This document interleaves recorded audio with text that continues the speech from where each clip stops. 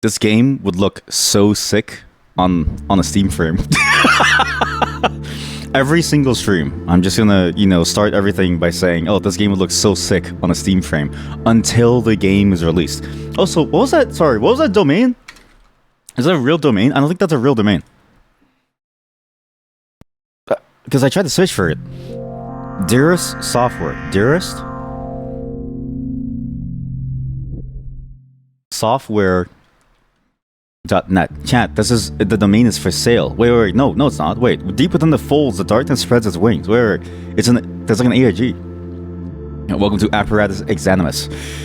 The reason why I know this game is because it's made by a developer called Figglewatts. Seeking to understand, you begin your search. What? Begin your search where? Seeking to understand what? The idea behind this game, it's themed as a lost 1999 cult classic game, which has been rediscovered. It's back. Figglewatts is the creator of a game demo that I played last time called Vignettes, the Dream City that I played a long time ago on the PS1 haunted demo disc. They've made a bunch of games actually, but to me they're most known for that because I'm still excited to see what that sort of ends up as. It was a very weird, surreal type of game. But they have a bunch of really interesting games in the general on their itch.io page.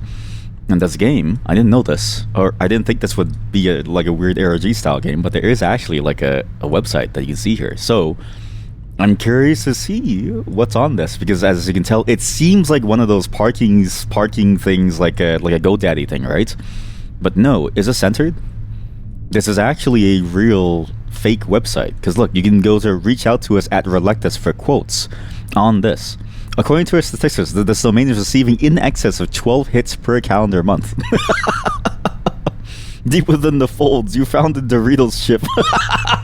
Yeah. What is Relectus? This is a weird thing to have to start. Wait, what? Looking here now, are you? It's not here you should be looking. Obviously, you don't think Relectus is real, do you? Play the game instead. Okay, sorry. I'll play the game instead. Sorry. I don't know what to expect from this game. I have absolutely zero clue. This game is the only reason, like the way that I found this game was because Steam has this really neat feature that recommends you games, but you also follow certain developers. And I was going through my emails finally, and then this came out, and I was like, oh shit, maybe I should check this out because this feels right up our alley. It's similar to most of the dungeon crawlers that we played, where it's like very, very sort of claustrophobic controls, where you have to like you can only move in certain ways. It's like a very clunky way of moving around, but I like that because it sort of forces you to think about how you go through the space, right? Tower of Mask was a really good way of using that same control scheme to give you depth to your combat, where you could you had to think about where you were positioned and how you were aiming towards things. And so when I saw that this was a dungeon crawler, I wanted to try it out, especially because this developer makes a lot of things that I really enjoy.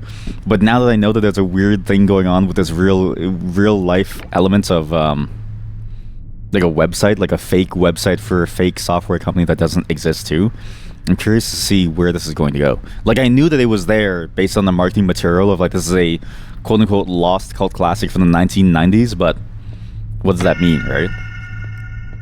What? Coeptus.avi. Wait, as in like, do you think the website has this? Coeptus.avi. So that's a little terrifying. That's a little terrifying.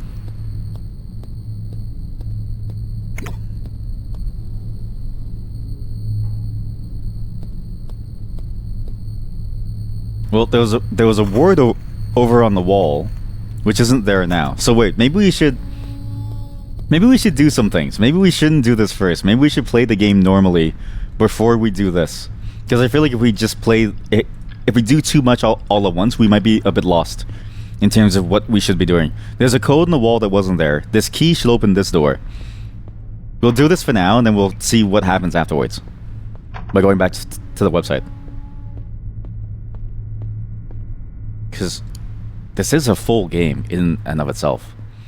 I've always thought of dungeon crawlers as a very interesting genre because you could do a lot with the genre, and and the limitations feel a lot like the limitations in say like a Resident Evil game, where it can feel clunky, but if you use it well, it feels fun. And I enjoy the genre because it's very simple, it's very easy to get into, and I'm liking the use of it here because most of the dungeon crawler games that we played, like Tower of Labyrinth and stuff, they try to add like an action combat element to it, but they don't go as far as Tower of Mask. Whereas this one says, okay, the combat is going to suck if there is combat, just because dungeon crawlers can be very finicky. So why don't we use it as like a space for you to explore a strange dead world as you find files on this fake website, which for some reason has a bunch of these files. So let's copy this and then we'll go into TXT. What? Wednesday, 14th of January, 1998. I was visited by an angel last night in one of my dreams. She told me that, for reasons that cannot be explained to me, I will vanish totally in precisely 298 days. They'll never get a Steam frame. It won't be like I never existed, she explained. I remember feeling like she was being very careful with her words. The vanishing would leave an after image, sorry. I would not be forgotten, but I would be left behind. I would never be found. The look on her radiant face showed deep concern for how I would react to this information. A slight narrowing of her magenta eyes. She explained a few more things to me afterwards, but my early morning memory is too fuzzy to accurately recall them. I mostly just remember those eyes. I'm sure you can imagine the pit I woke up to in my stomach. I don't believe her. After all, it was a dream. But after I'd brushed my teeth in the break room and sat down at my desk, I marked the day in my calendar. November 8th, 1998. Hopefully we're finished by then. This crunch is going to be crazy. The Steam page for this game mentions specifically, Dearest Software's lost 1999 cult classic is back. So whoever this is probably died by then. There's an unboxing video. What the fuck is this? Wait. Wait. This unboxing video. Wait. What is this? It has the Windows Movie Maker. It's got like a Windows Movie Maker thing on it. This is the official trailer. Deep within the folds, the darkness spreads its wings. Looks like Braille. They're trying to hide the text or something. This is creepy. This is incredibly unsettling. I didn't think that this game would be like this, but this is a really cool... Again, whenever I try a new game, I don't look at any marketing material. I just say, okay, I just go for it, right? Because I just want to see what it is. I just want to see its substance. But this marketing material looks very interesting. It's very 90s. Yeah, this fits the nights. Oh, look! There's a support URL. I wonder where that goes. Sorry, that's my Steam window. I mean, okay, let me load this up first, just so I don't forget. Support.html.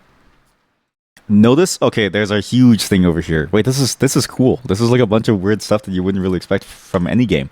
And to use the marketing material to aid in your game story and like the game, what was it, ARG thing.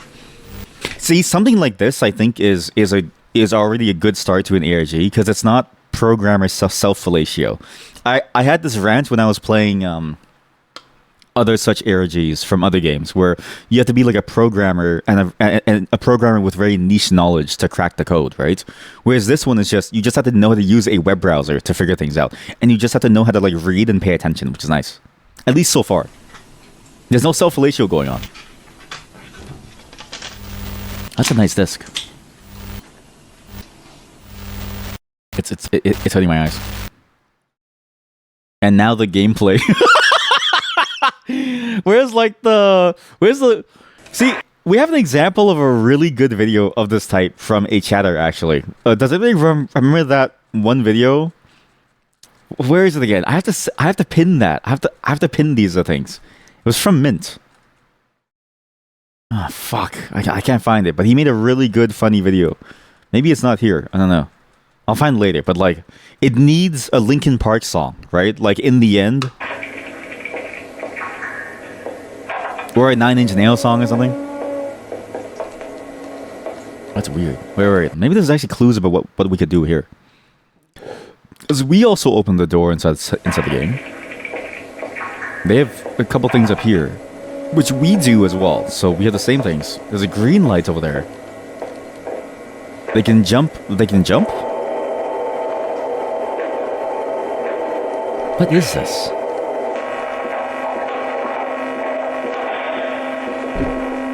Sorry, I didn't mean to hit the mic. Sorry.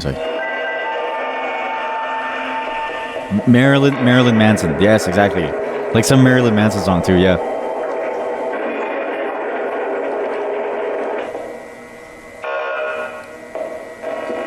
This is a very unsettling video. It's very lost footage-esque. And they're showing all these different things. I wonder if this is specifically almost like a walkthrough of how to find these things. Because maybe there's no way to find it playing normally, right? Seems like a very specific set of steps that you'd have to do. And there's a normal launch trailer over here. So, what the fuck did we just see? The game is not for the faint of heart. Yeah, I can kind of tell that.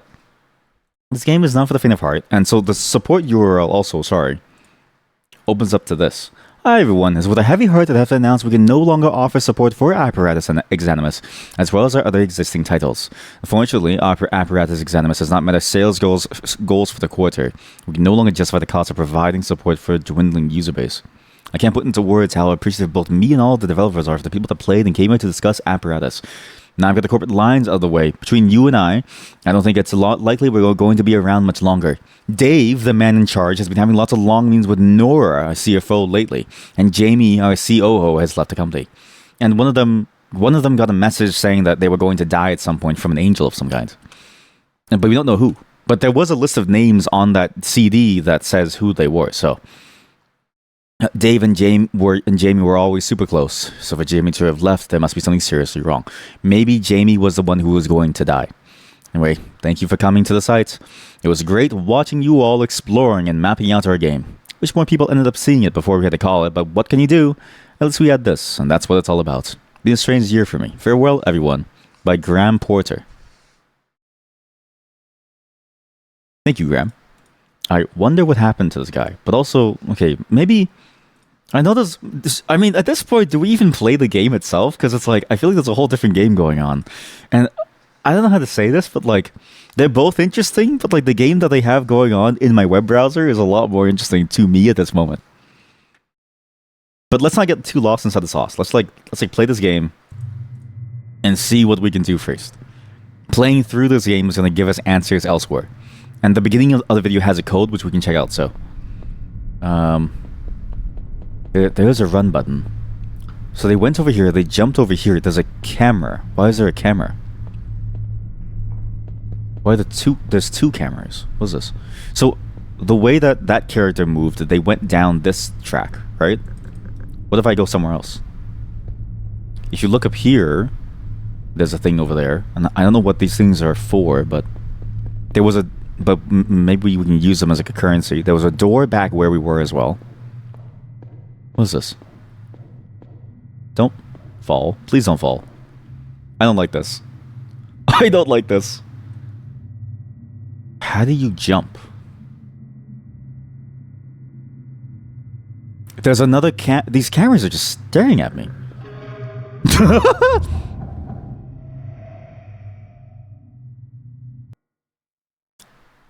What happens if you die?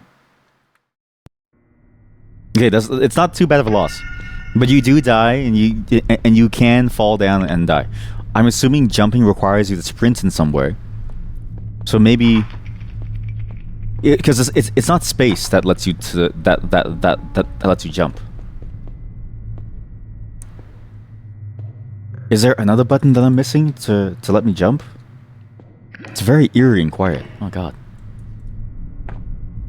But at the same time, it's so loud because this is like droning noise that just gets into your ears. Maybe that door is safer. Maybe we go through the door instead of trying to go over there. Or maybe I try to jump on the on this spot first. So there's a healing thing over here. That's a safe zone. Oh, okay, gotcha.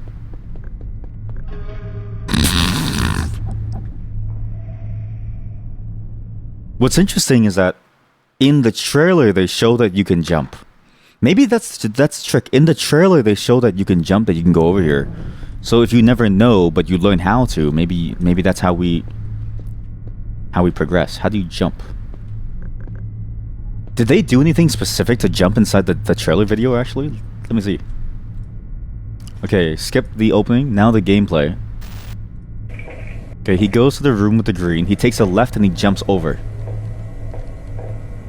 He just jumps over. He just stands in front of it and then he just jumps over. He stands in front of it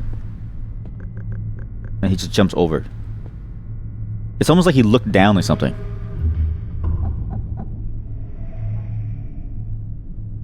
How do you jump? How do you jump? Oh, wait. There's a menu.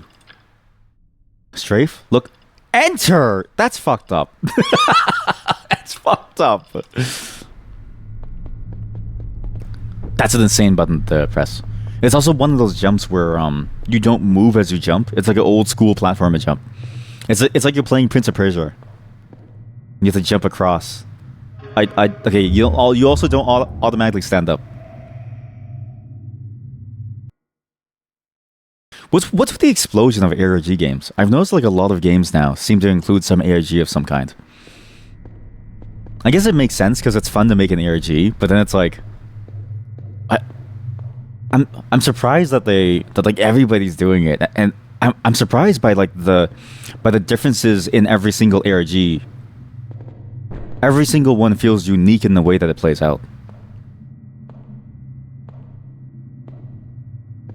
Because some are very like programmer focused, some are like some like Tunic is like very different, right? Like some like Signalis is very niche. Like every single one is cool. Found jump button, doesn't jump. Sorry, I didn't. I tried. What is this? 0-1? 0-1. What does that mean?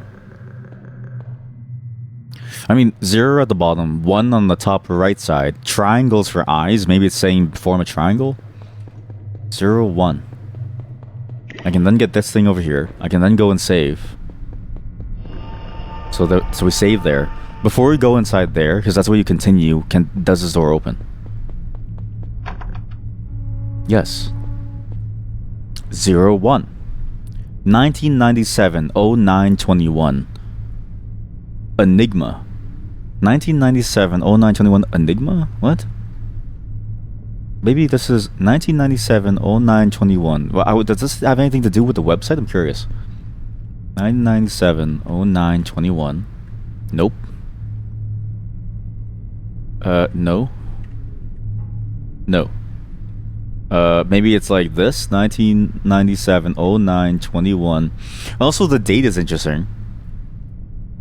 Because it's 1997 0921.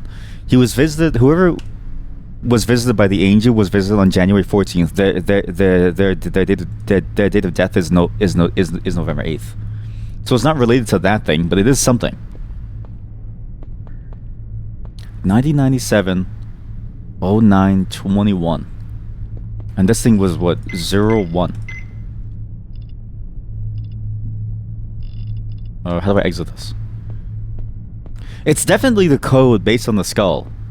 0 at the bottom, 1 on the top right. I wish I could just look at this without having to contort my head. 0 at the bottom. 1 on the top right. 1997 0921. There's no way it's just 0921, right? Yeah, no, of course not, because it's based off of that skull. Okay, well, there's a lot of things going on here. We'll figure that out later. Do this jump first. Go over here.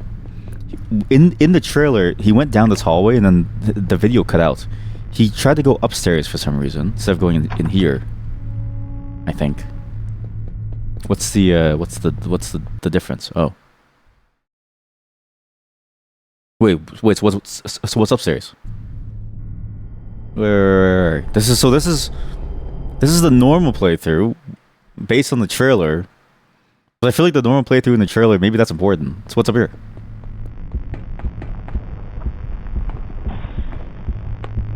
Oh, it's eating me. Oh, it's eating me. Oh, it eats me really badly. Okay, I see. So you can't go through there. Maybe you could rush through it, but you will die. Better to go the other way. So you go into the sewers like a normal playthrough. Because whatever that thing is going to kill you. I didn't expect this at all. I was thinking to myself, like, oh, you know, maybe this would be like a fun, weird, just strange game.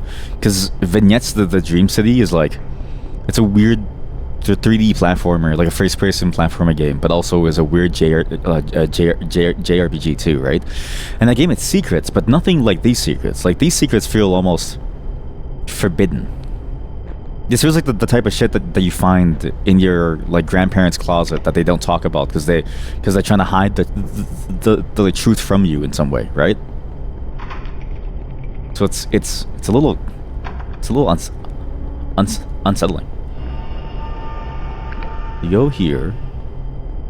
Anything on the ceiling, maybe? No. But there's another door over there on that side of the door which can't open. There's another camera there watching me.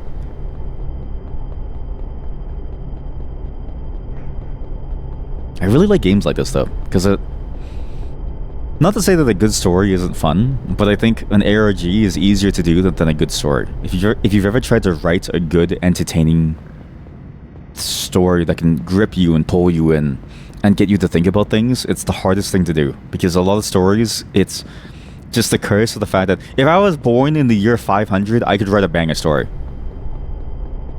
Like, I think about this a lot, and I don't know if this is like a good thing to say, but like Shakespeare had it easy.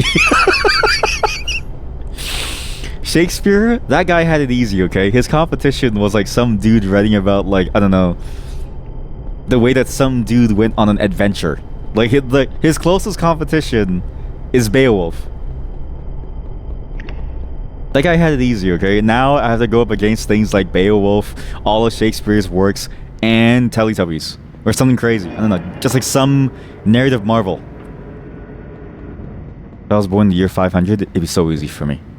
I could take the world by storm.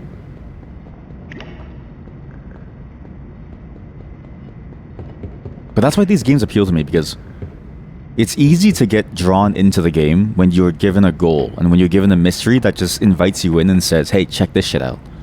Don't you want to know what this is, right? It's a very simple, easy way to get you to lose yourself.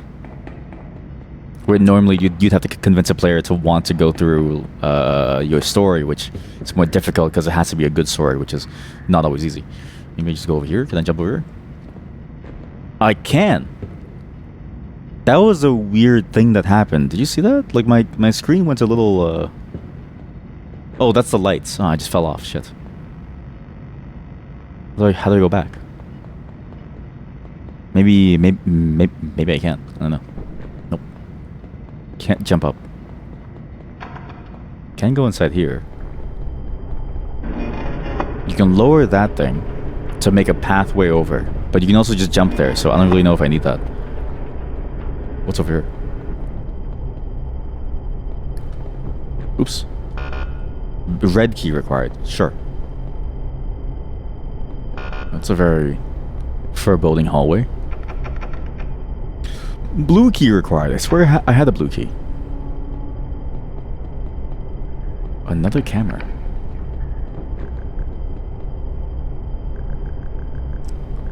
Yeah, this feels forbidden. This feels like the type of thing that you find under someone's bed that they're trying to hide. Illegal software. This feels like an illegal software that was meant to be lost, thrown away by some government, you know, in a place where no one would be able to find it. So I can't go through this way, but this way does get me through that. It's the same way that I can go through under the box. There's a way on top which leads me somewhere, which I think is connected to the stairs going up. But let's go this side first before I do that, because I think it might be annoying to go backwards.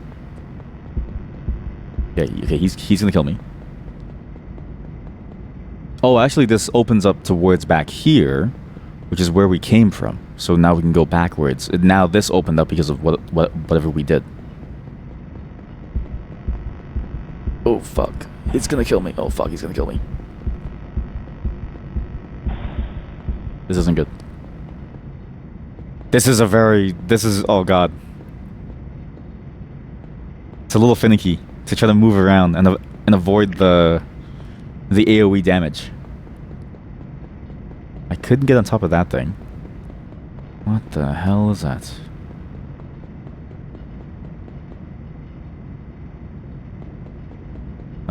Okay, that thing's blocking the key. I see what the point of this room is. You weren't supposed to do what I did, and you weren't supposed to brute force it because that's how you die. You were supposed to try to like... I'm gonna die. Fuck. Maybe you're supposed to brute force it, and you need to save your health to get here. So you have to manage your health to get to certain spots to be able to do certain sections. And now we go back to... Oh god. There's a train track over here. Is there a fast way to move? Oh, there it is. Okay, good. This is so eerie. There's no music or anything. It's just dead silence. And then you have this like weird cryptic note on the website that says that some angel came down and told them that they're going to die.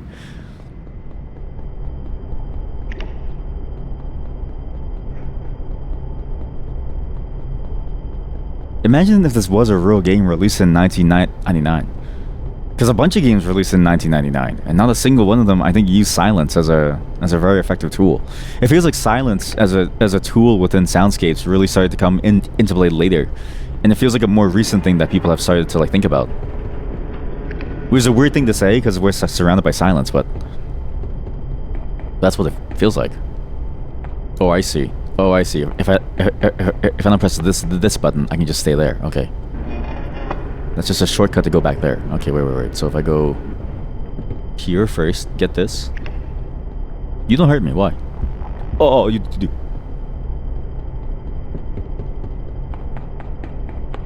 Oh, you know what? No. Silent Hill did have a lot of silent sections, which was scary. It's also called Silent Hill. Get the key. Run backwards, quickly. We're gonna save, because I don't want to do that again. It's a little annoying to have to do that, to save your energy and to heal back up. I wonder if I'm doing something wrong. It feels like, oh, but I can't save because I fell down. Okay. Maybe I am doing something wrong. And if I go here, presumably I would die.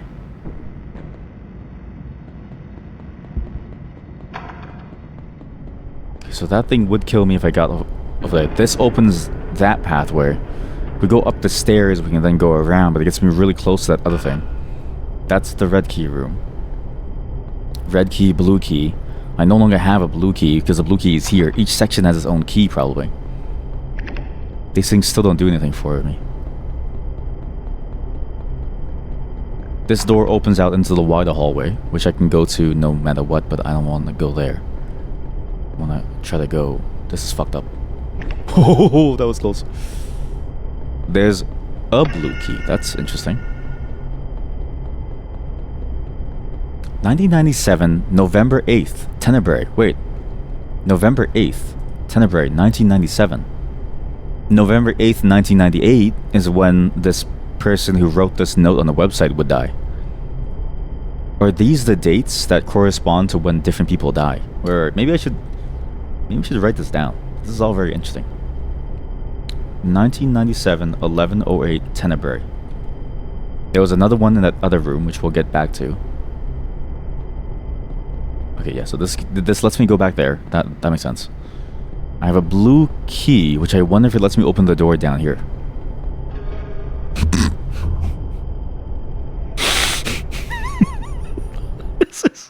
Hey, I'm sorry. This is torture. This is kind of torturous. This is a little torturous.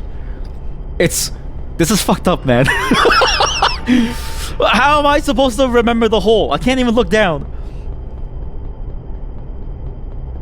I have to like hold. You know how you look down in this game, chat? I have to hold F to look down, R to look up, Q to go left, and then E to go right.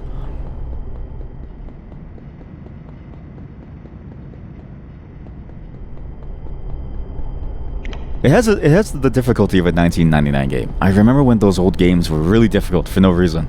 Like, I'm glad the difficulty swung the other way. Where like, as much as I hate to say it, because sometimes I get annoyed when the game is too easy. I like when the game is too easy versus when it's too hard. I think you can do so much wrong by going too hard, but you can do so little wrong by being too easy. And it's easy to make an easy game harder. Like, you could play with one hand. You know what I mean? Like, that's a viable challenge. But a hard game, you can't make it easier. Unless you just straight up cheat, but... That's how we used to suffer back in the day, streamer. That's how we used to do it. I don't miss those days. I like it now. When games have a very simple state to them. When games are very simple and straightforward, easy. Because you can add the challenge yourself, right? Like, you can even close your eyes and play the game harder. And I think that's more interesting to me than, like, having an enemy that it's more interesting to me to do something like that than have an enemy that one-shots you. And then you can't do anything, but you have to play it perfectly, otherwise you would die, aka Dark Souls. My biggest problem of that game is just, it feels like everything is designed to, like, demolish you. Too many tutorials in newer games. So true, though. I do agree with that. I am 100% on board with that statement. I do think there are too many tutorials in modern games. I mean, to be fair, the controls of games are more complicated. I think it's difficult because it's like, what do you do, right? It's a bit of a catch-22 where if you don't have a tutorial, you can't do this really interesting, complex control scheme that has a lot of nuance to how you control your character, and maybe even some niche use cases that only come up in, like, certain specific secret zones. On the other hand, maybe it doesn't need to be that complicated because it's ruining our lives. Because now I have to sit there and read for more than, like, I don't know, 20 seconds. Because this game, okay? Do you know what happened when we started this game? We just got going. What was that jump? We immediately started up, we just started moving, and things were good. I think that jump was maybe failed, and I think the game has a safety measure to not kill you. So I'll go over here. I will now lower this. Where does this go? Alright, that's where I came from. Right, okay. Then we go over here. By the way, I don't know if this is intentional. Very nice mapping idea to leave a gap so you can see relative to where you should be. It's such a minor thing, but it helps so much for understanding your way through the level. Very small detail that ends up being very, very good when you're actually playing it. Nothing here. I need to find the save zone. I need to either find a way back or find a new save zone. That way I can actually make use of our findings without risking losing everything. I also don't mind the long tutorials because, like, realistically, right? There's a subset of society that refuses to understand things, whether it's because they can't understand things or because they don't want to. It's like, I've noticed, like, if you've ever had to deal with GitHub issues from people, like, you recognize very quickly that, like, most people cannot read a single sentence, let alone even, like, think about things. Like, it's fascinating to see that, like, you know, mods for games are probably the biggest thing where you see this happen, where somebody can make a mod with very clear instructions like, drop this inside the folder and replace all files, and you go to the forums because you have a very niche issue, and the top issue with the most hits on it in terms of, like, how many people have this problem is something like, what do I do to install this? And it's like, buddy, it's right there.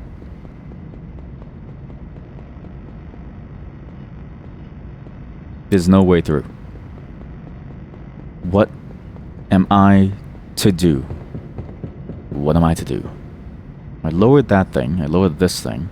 I don't want to go inside the vent. I'd rather jump around a little bit to get somewhere different, because this is a little painful to stay here. Is there another ramp that could take me here? No. It feels like the one place that I need to go is blocked off by the monsters, so I don't really know what to do. And death in this game is so painful. And I can't even watch the trailer for like a tutorial because technically that trailer only gives you a small slice of what you need to do. Oh, but you can crouch in the shelves. Oh, I'm picking up what the game's putting down. Wait a minute. So where does this go? Nothing here. There's another blue key. That's interesting. So then I have one more blue key, and I go back to this section. So that's how you would get across to the other side safely, is you would go through the shelf. Is there something that I missed on this side? Probably not, but... Okay, well that's cool to know. Where else could I use this? If I go back here, is there a shelf that I missed that I could crawl under? Because I'm thinking about jumping, right? But jumping just one of the many movement techniques that we have. We also have like balling up into the fetal position and then crying. That's also a good way of doing things too. This game would be so sick on the Steam frame. I'm just thinking about this game. I'm surprised there's no dungeon crawler game that has this feel on the Steam frame. You know what I mean? Obviously, not with the same controls, because that would be awful. But like, just the idea of you exploring a weird, scary, strange place. You know? Like I feel like so many horror games are coming out from the indie scene, and they do and explore really cool things. Like, oh, you have to go around this like weird space, so you don't know what's going on. You have to find your way through this spooky place. You need to figure out what's happening. But we need more of that for the VR space. Or maybe I just haven't looked hard enough. Maybe there is stuff. Because there's a game called Dagon, which is apparently that. Which I do want to try, but... Alright. Maybe I just tank it. Can I tank it? No. I can't tank it. I was going to say maybe I tank it and I go right into the vent, but I don't think it works. I really don't want... I really don't want to die. The consequence of death is just so painful. Because I can't go here. This is on a chain that I could lower somewhere, which is presumably in the room behind me. So what do I do up here? I lowered that thing and I lowered this thing, so...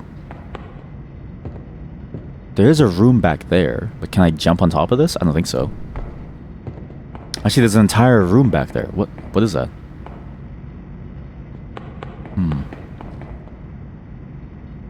And with the blue key that I had, I opened up the one room that I could, which is down there. So... Maybe, okay, let me raise this, because I don't need it to go back there. So just raise it up. We go back over here. There must be something simple that I'm missing. Must be. Raise this. No. Drop it to make a pathway.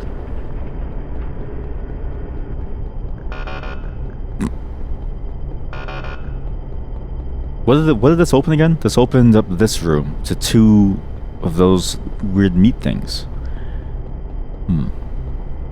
That takes you back outside where that is. If you go... Oh, actually, you know what? We've never actually been on that side of the room. Because when you raise it, you can go exit from that spot now, which I've never actually done. I thought it would take, like... I'm thinking of the room layout wrong. Sorry, you raise this... That first one. So yeah. I know what to do. I know exactly what to do. Watch this.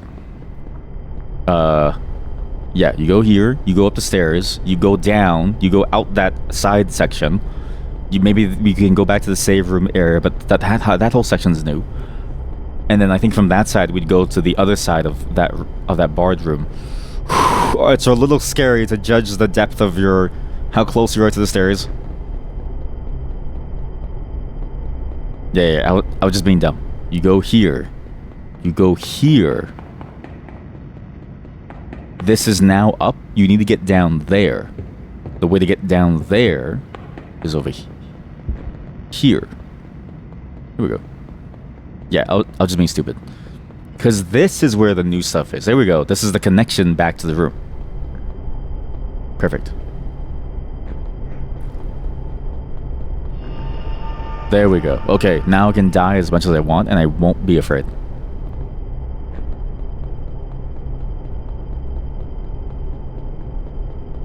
The cameras are still staring at me. So now we come back here. What does it do for us if we can come back here? Is there anything new or interesting on this side that we can do with our new knowledge? What is that? What is that emote? Donk a crayon.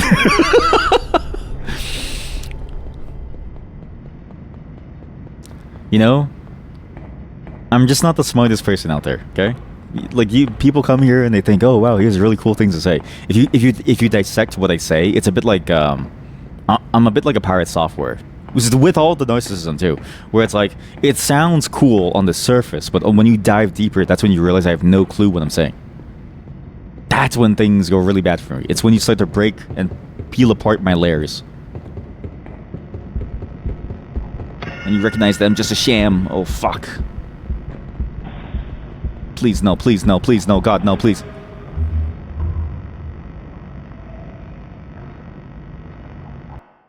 You know what? This is the best game ever. Because if you get tired of dying over here, you can just go back to the website. Like, okay, you've died one too many times, no worries. Go back to the website and figure it's out. How did I die? Because it was irradiating me. I'm assuming it was irradiating me.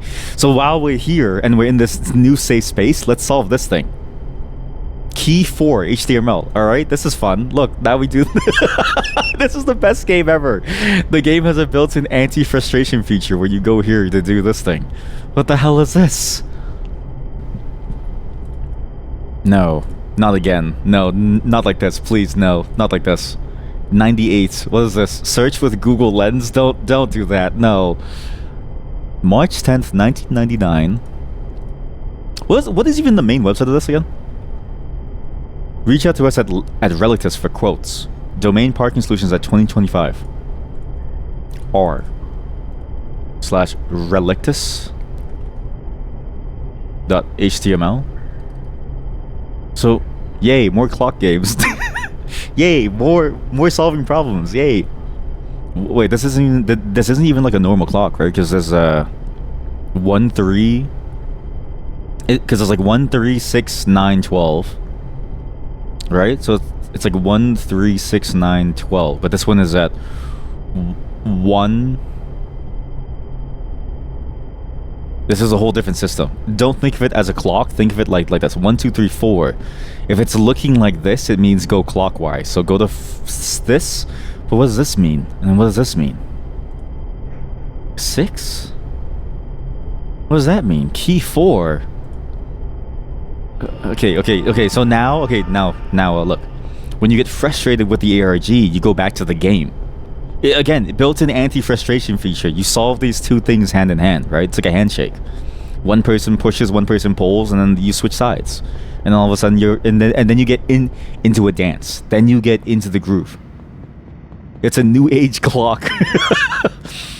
Yeah, please buy our new age clock where you can tell time by I wouldn't mind actually a 4-hour workday, because I think that would put into perspective exactly how much time things take. Like, if you want people to understand how little time they really have, put a repeating... Oh, wait, okay, chat. New app idea. wait. New app idea, okay? Think about this. It's the worst app idea that I've ever thought of because it sounds really annoying. Every 15 minutes, an alarm rings.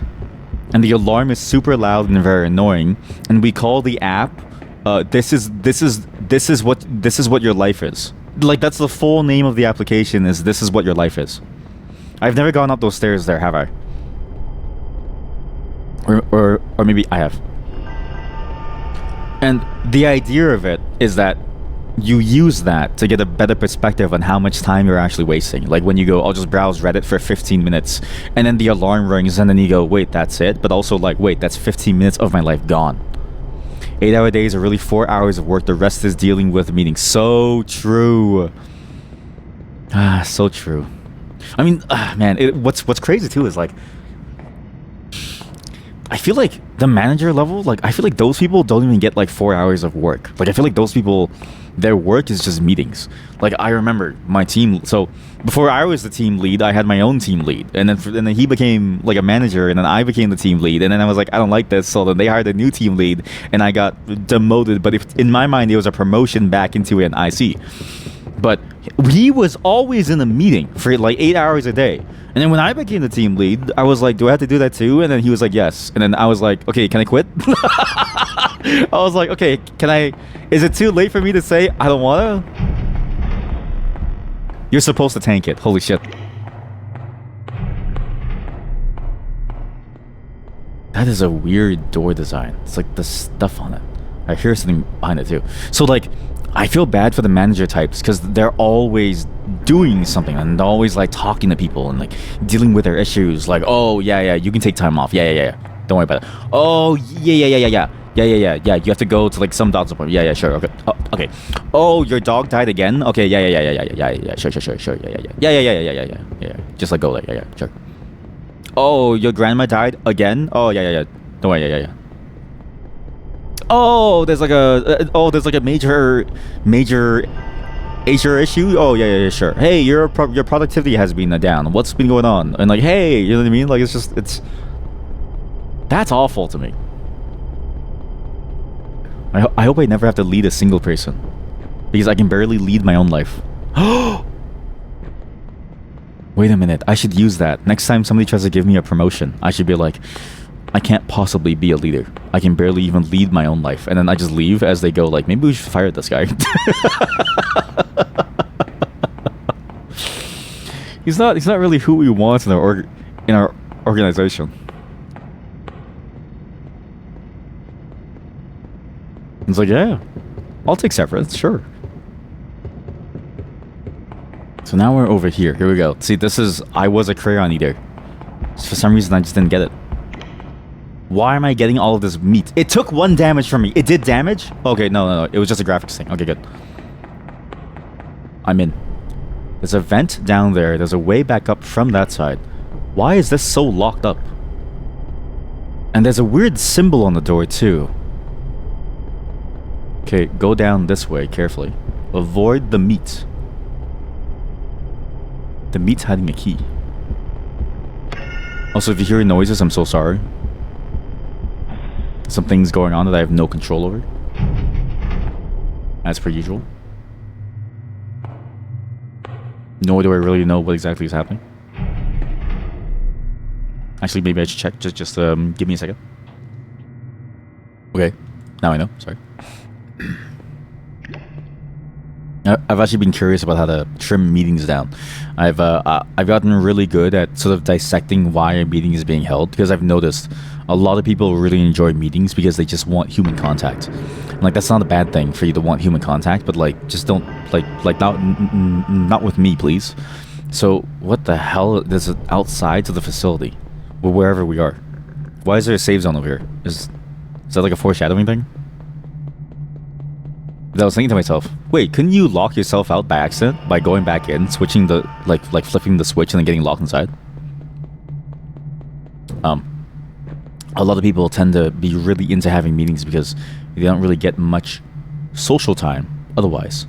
And I think to myself, like, okay, that's cool and all, but like, you're wasting my time. And so what I realized is that it's actually handy to ask people first, like, why are we having this meeting?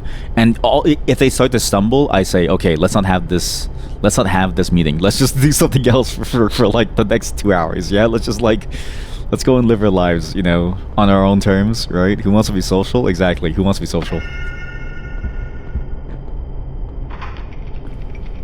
Where am I? I'm on this side now. That's interesting. Okay. And this side has a bunch of things. So, okay, wait.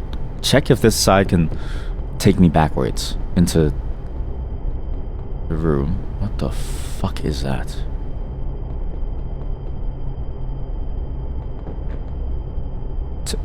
Uh-huh. Look at the image. Freaks. It says freaks. There's a Triforce on the wall. Wait, that's sick. Did you see that Triforce on the wall? There's a Triforce on the wall. It says freaks. Okay, it's glowing. It's hurting my eyes. Freaks.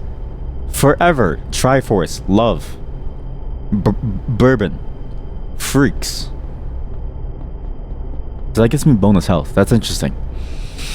This actually opens up an interesting pathway for us. Back at the beginning, there was one section that we couldn't really do because we would die too quickly.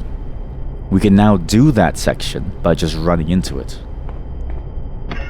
And then just tanking the whatever the damage is from the aliens. I'm gonna assume that we're collecting the flesh of a person. My theory is that we're collecting the flesh of a person, and we're sort of rebuilding our body from whatever was left. And that we're going through this facility to like get the pieces of them, which has been spread across the entire game. It's my theory. So now I do this again. We get 20. Sure. That's nice. Okay, good. You know what? Now it's less frustrating. Maybe this is a good. Well, not sorry. This is a good game, but maybe this is a nicer 1990s game, right? Because the 1990s, the obsession with the pain Olympics actually. Maybe this is a game designed to be beaten by normal people, average human beings, and they didn't go all the way into their emulation of the 1990s.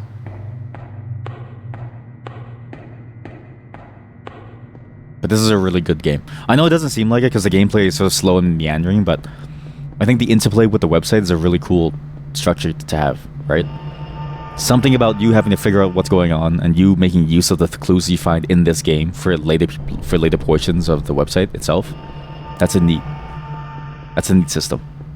I might just shaft the programming for today because the Steam frame hype sort of killed it in terms of my time. So we just stick with this the entire time, try to beat this, or get as far as we can. And then we'll do programming, not tomorrow. We'll do programming on the 14th. Because on the 14th, we're also doing a co-op game. Oh yeah, sorry. On the 14th, we're doing a co-op game with some people. Heb, Athel, Noggy. And then Sunday, and we're doing some Peak.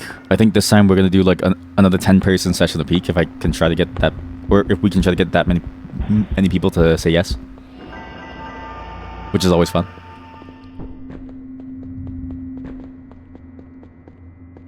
And sadly, this is a non-viewer session.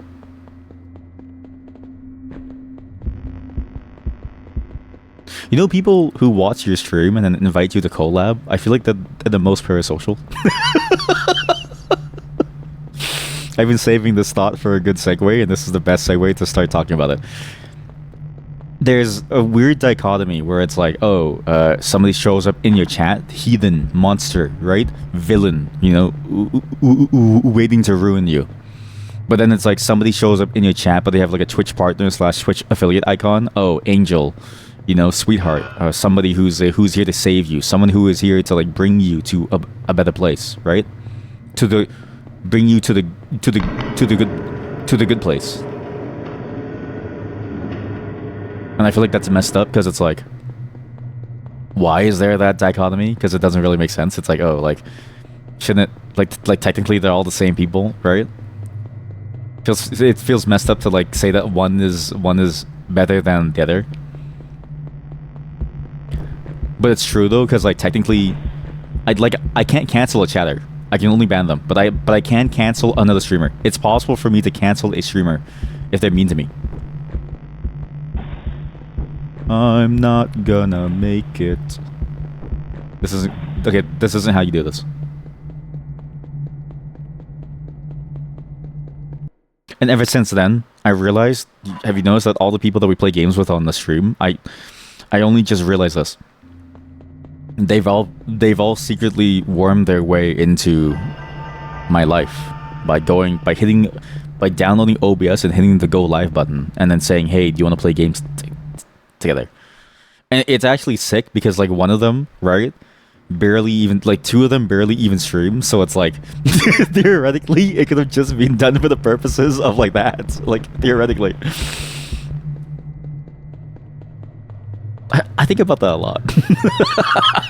The ways that I've been psyoped into trusting certain people. It's like, I don't even know these people, really. Oh, I'm stupid. This door was just open here. I could just walked out. Okay, sorry. Any other weird things? Well, I mean, there's a thing down here, but this tunnel seems to go into a whole... Oh, no, it doesn't go into a whole new zone.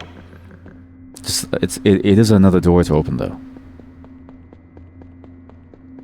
The floors here are weird. That's a different tile set. That's a weird doorway. I'm getting a good sense of where the map... of like, how the map is structured. That's 2 things over there blocking something. Some pathway down there.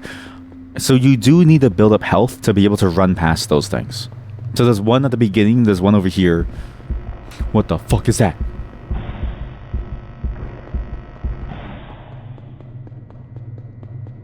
Holy shit, that thing scared me. It scared the ever-living Jesus out of me. Okay. Ow. Okay. We drop down. I'm safe now, but I don't think I get to have any of these orbs.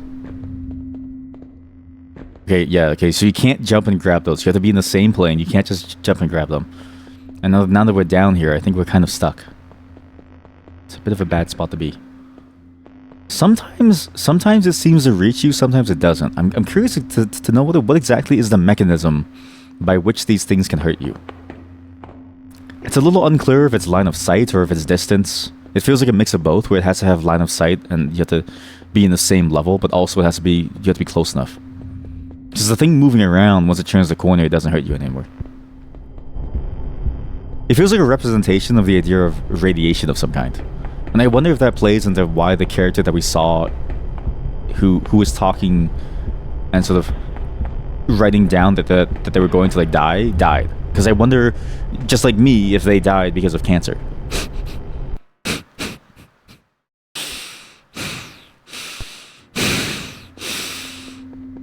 Of these things irradiating my body until there's nothing left of me, and I'm just like a writhing mass of flesh on the floor as I fall to my death once again, over and over.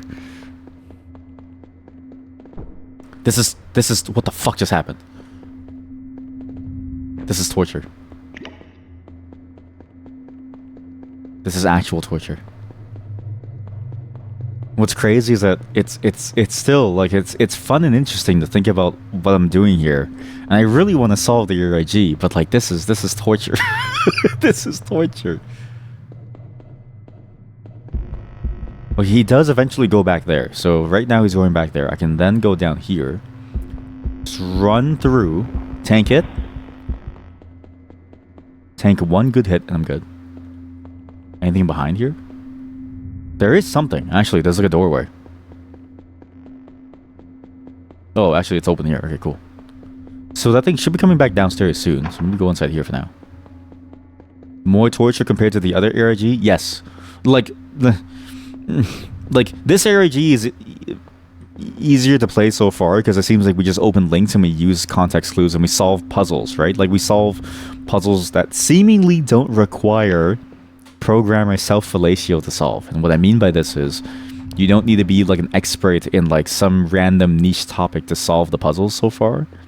Like I'm sure the clock puzzle has a very simple solution that just involves you having to know about, you know, and just think about exactly what the shape means and try to intuit exactly what it wants you to do, right? What, like, basically what is the pattern and then what does it translate into? But this one is more torturous in that the gameplay is way more painful because it's just a classic dungeon crawler. And again, they're both good games, right? I'm not saying that the other one was bad, and then I'm also not saying that this one's bad. I'm saying that these are both amazing games, but you can't deny the pain that I'm feeling right now. This hurts. But now I know that I can go under the tracks, we can find stuff here.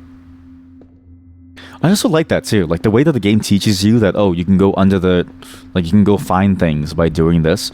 Like when we get to that section, right? And then that section just has us looking under the train track almost.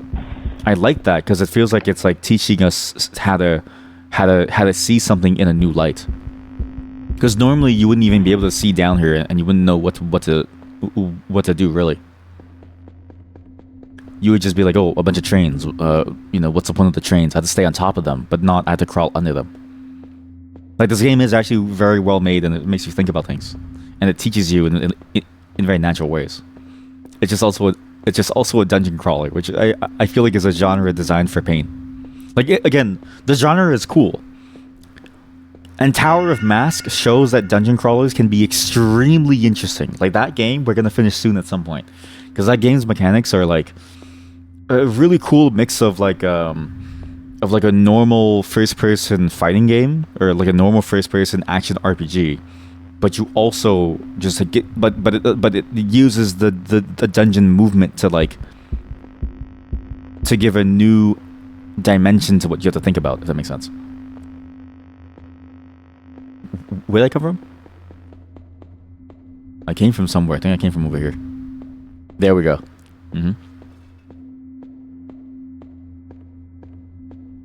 I think I'm too far from the save to go to the save, so we have to conserve our health here. Because now I'm too low health, and I need to be careful. Any more damage is going to kill me. I won't have enough leeway to move around.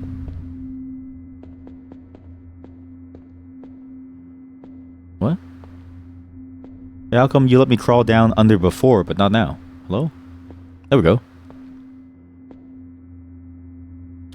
So I could go either way.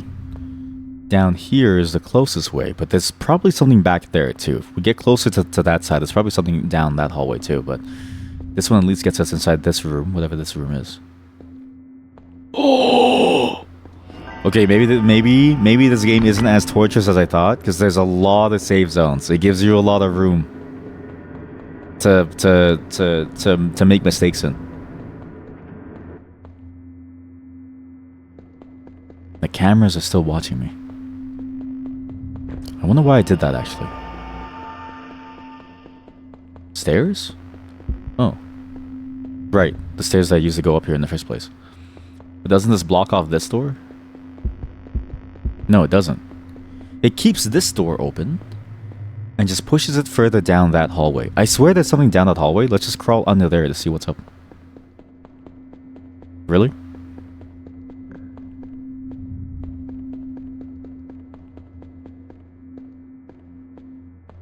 Maybe there is no way to make a dungeon crawler that doesn't feel torturous, right? Because really, realistically, we moved away from the dungeon crawler by going towards things like Dark Souls. So there's, like, the dungeon crawler itself is an outdated concept, and also there was an invisible wall. So I guess they knew that players would try to go there, and then they block you off.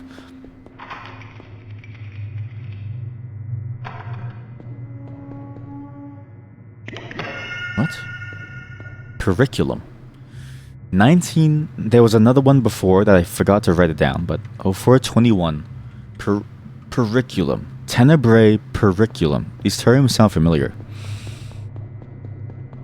Tenebrae Curriculum. Isn't the periculum that part of your asshole where like the shit comes out? Perineum. Sorry, that's the perineum. Okay, this is a new zone. There's also an upstairs zone. Okay, the mapping. I see what that support website meant by thank you all for enjoying our game and mapping it and spending all your time mapping out your pathway through the game. Because you do need to map out in your mind some map of the game. Because you can get lost very easily. But there's Tenebrae, there was Periculum, and then there was another one that I forgot to write down for October. This one is an April 21st Periculum. Hello, camera. Hello, save. Hello, pipes. Oh, yes. Oh, we're getting somewhere. Oh, we're getting somewhere really good. I think I skipped a bit too much, but that's okay. Worst case, I just drop down and die. There's the orb.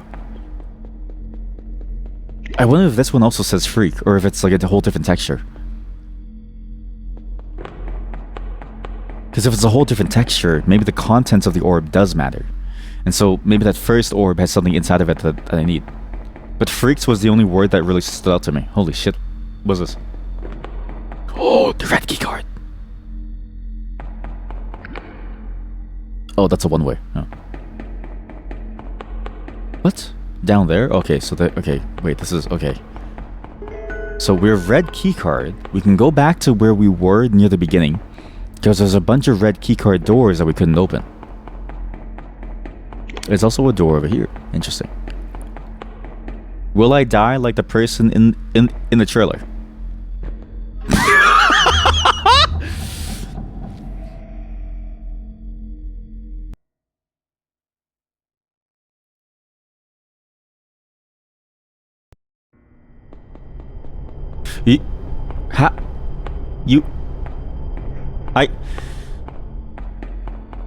You know, back then Castlevania was like you had a single parabola in your jump, and you couldn't adjust the jump, right? I think that I think about that mechanic a lot because I feel like it's harder to make a mechanic like that than just giving somebody full air control when they jump. Like you have to actually like calculate the parabola versus just okay, you go up and then you go down, which seems a lot easier. So whenever games have that feature, I think to myself, it's designed to torture you. This jump is torturous. Oh my god, there's a save zone. Please don't miss. Alright. The lights are illuminating certain zones. Maybe if I go over here. Okay, good. Didn't miss. And there's a lot of different zones going all over the place. It's like this feels like a massive web. And I just need to look further left. Oh god, this is torture.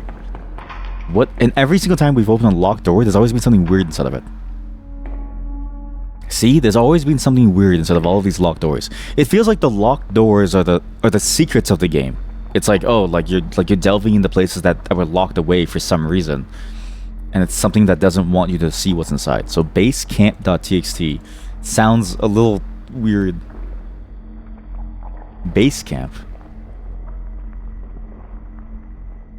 October 31st, 1998. There was one October date in the Tenebrae curriculum thing. I can actually stop the recording and pull up the recording because we have technology, so we can use technology to see what that thing was before that I missed and didn't record. Game would shut the fuck up.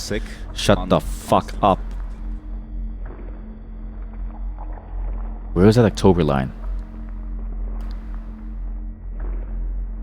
I should also keep maybe the image of the skull, but 0 on the bottom, yeah, 1 on the right. Ah, here we go. It wasn't October, it was September 997 0921. It was by the skull door. This was Enigma. So in terms of timeline, Enigma Tenebrae curriculum is what the timeline is right now in terms of like the order of the dates. Then this happens on the 31st of October, which is different from this one, which is which is different from this one, which is January. Okay, so what a party. Dave let us take the evening off to get shit-faced and watch scary movies in honor of the big day. Mike was dressed like a pumpkin. I write this from under my desk, still somewhat feeling the effects of a certain Jasper Newton Daniels. Wait, it's November now. So this is the same person writing all of these things.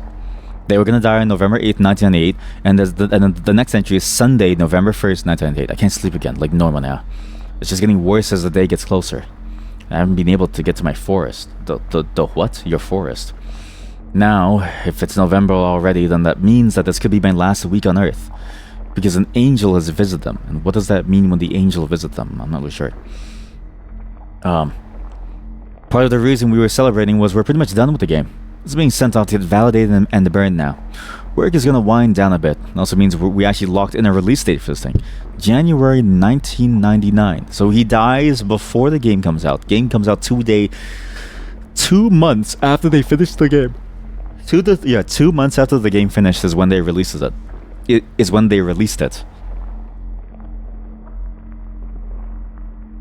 Is there something important about the date of January? We haven't seen that month yet show up anywhere else. So, although January was when the angel visited them in the first place, so I might not be around to see how it goes. So everyone is celebrating this going gold, but I'm feeling everything but. I can't stop thinking about it. I'm writing to try to cope. Whenever the feelings about this get too strong, I just can't shake it this time. I can't even rationalize this writing anymore either. Who's the audience here? No one's gonna read this, not even me. I'm going to be gone, and you don't even exist. I'll vanish, and I will never be perceived. I'm gonna see if there's any jack still going. Gotta sleep and wrap up work tomorrow. Okay. Their impending doom is coming. They died at some point. They've disappeared. There's a blue key over here. Please don't miss this jump. And they celebrated the release of the game, which happened sometime in January after their time was over. They say that they can't be perceived anymore, which is a weird statement to make. Like, I mean, obviously when you die, you can't be perceived anymore.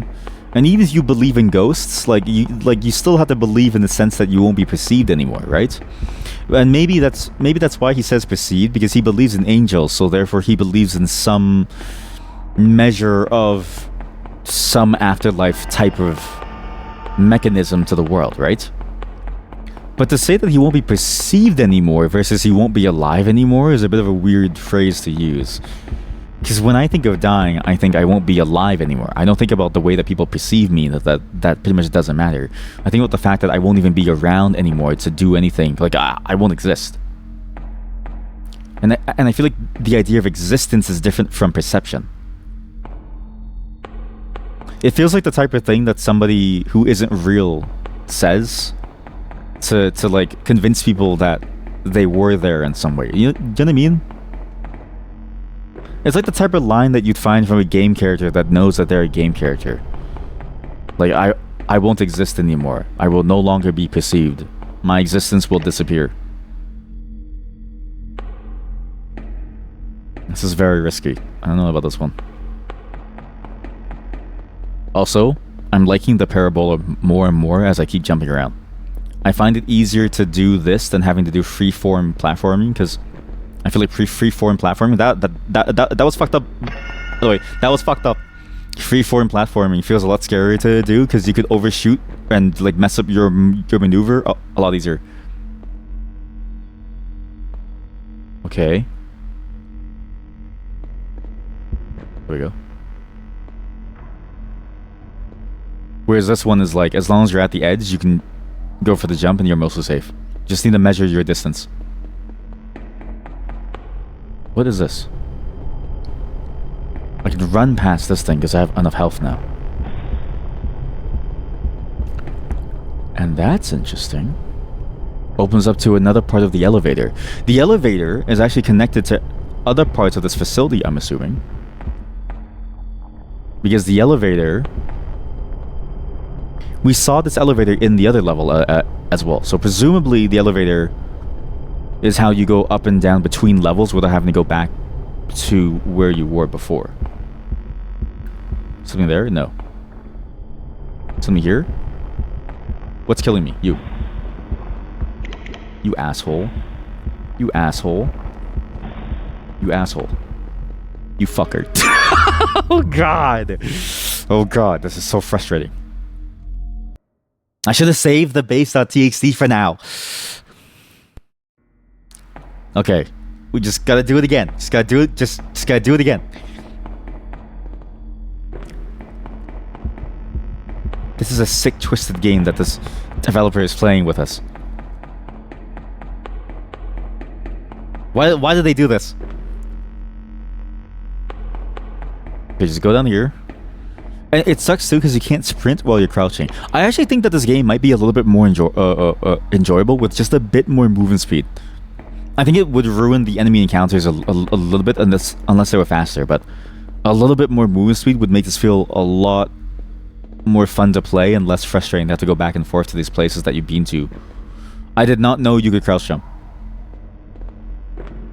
That's a little scary, actually, to do everywhere. Okay, just gotta... Careful now. There we go. One step. There we go. Now, do I save? No. Just don't make the same mistake. We don't hang around. We don't get that piece of meat. Don't get the piece of meat. Because there are 2 pieces of meat beside me trying to kill me. So where does this go? That's where I was. Down here is a new section. It goes off to that side. But where does this go? I think this is where the orb room is, and that's where the base room is as well. So orb is on top, base is on the bottom. How do you... And we can get there by going down there. Okay, so we go down to the right side. That's probably how we get there. Okay, so just follow this pathway. And we gotta go around. Good. Now, where do we go from here? There's a camera over here. I'm assuming the cameras are places that you're expected to go in terms of the main gameplay. I think that's what it's trying to indicate to you as the player, is that you use the cameras to guide you down the intended routes. I also love how the keys are going off the screen. We have too many keys now. We need more doors. Oh, thank God. I'm alive. Oh, thank God. Fuck. So that is completely... Oh, there's a stairway over there. It's worth it. It's worth it. It's worth it. It's worth it. There's another stairway up too. Okay, here we go. Maybe something nice for Dobby, please? Something nice for me, please? Aha. 1998-07-19. So this is interesting. This is after Curriculum. 1998-07-19. Obscurum. Obscurum. Curriculum Enigma Tenebrae Curriculum Obscurum. What does that mean? What is Tenebrae? I swear this is a real term that I've seen used somewhere. Tenebrae is the film... No. Tenebrae is a religious service of Western Christianity held during the 3 days preceding Easter Day. Enigma is a horror film, an Italian horror film. Okay? Wait a minute. August 15th, 1980... Curriculum. Meaning. Danger. Curriculum is a Latin noun meaning danger. Oh wait, these are Latin words. So, enigma means enigma. It's like a riddle. Tenebrae meaning is in Latin. Latin is darkness. So wait. So mystery, darkness, danger is curriculum. See, like this is something that you don't need knowledge on to do. You just need a translation. This is good. Obscurum. Holy shit! Google Translate has a translation for Lat. Means darkness. Means darkness. Well, doesn't Tenebrae mean darkness? What does Tenebrae mean? Oh, maybe it's okay. Dark and darkness. Dark and darkness. That's interesting. But also, okay, who do I trust? Do I trust Google Translate or Wiktionary? Because curriculum means an accident or a casus.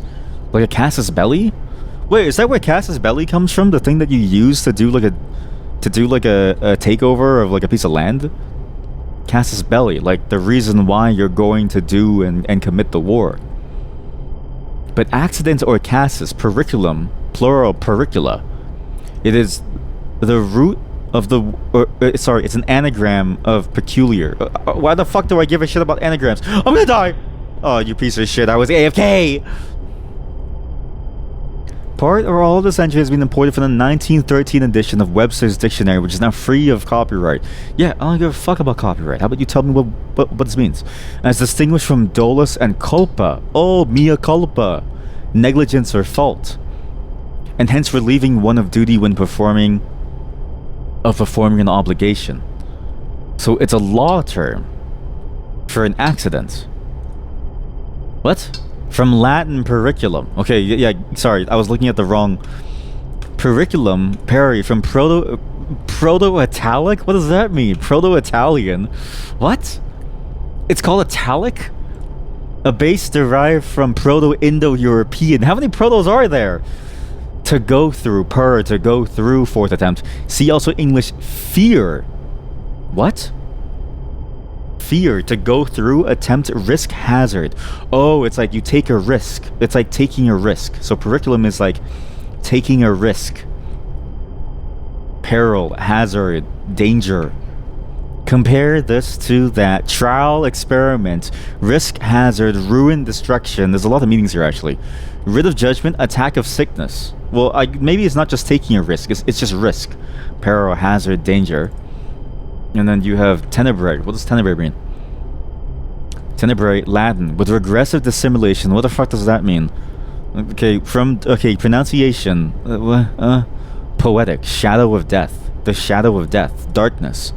As darkness, especially the darkness of night. Shadow of death. Used in the poetic sense, it's like the shadow of death. Gloom of the mind. Prison. A prison or a dungeon. Darkness. Okay, what about obscurum? Because obscurum means dark. It just means dark, darkness. So it's... Based on that, tenebrae must be something that's distinct from the idea of darkness.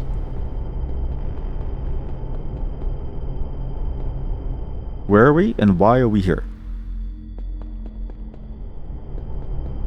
The reason why I believe that to be the case is because there wouldn't be the use of obscurum along with tenebrae if there wasn't meant to be a distinction between the two terms. So one is the darkness, like a place, maybe the absence of something, right, of light. Maybe if you turn off the light, maybe it gets dark. Maybe it means when you turn off the light, it gets dark. Whoa. I think I'm on something here.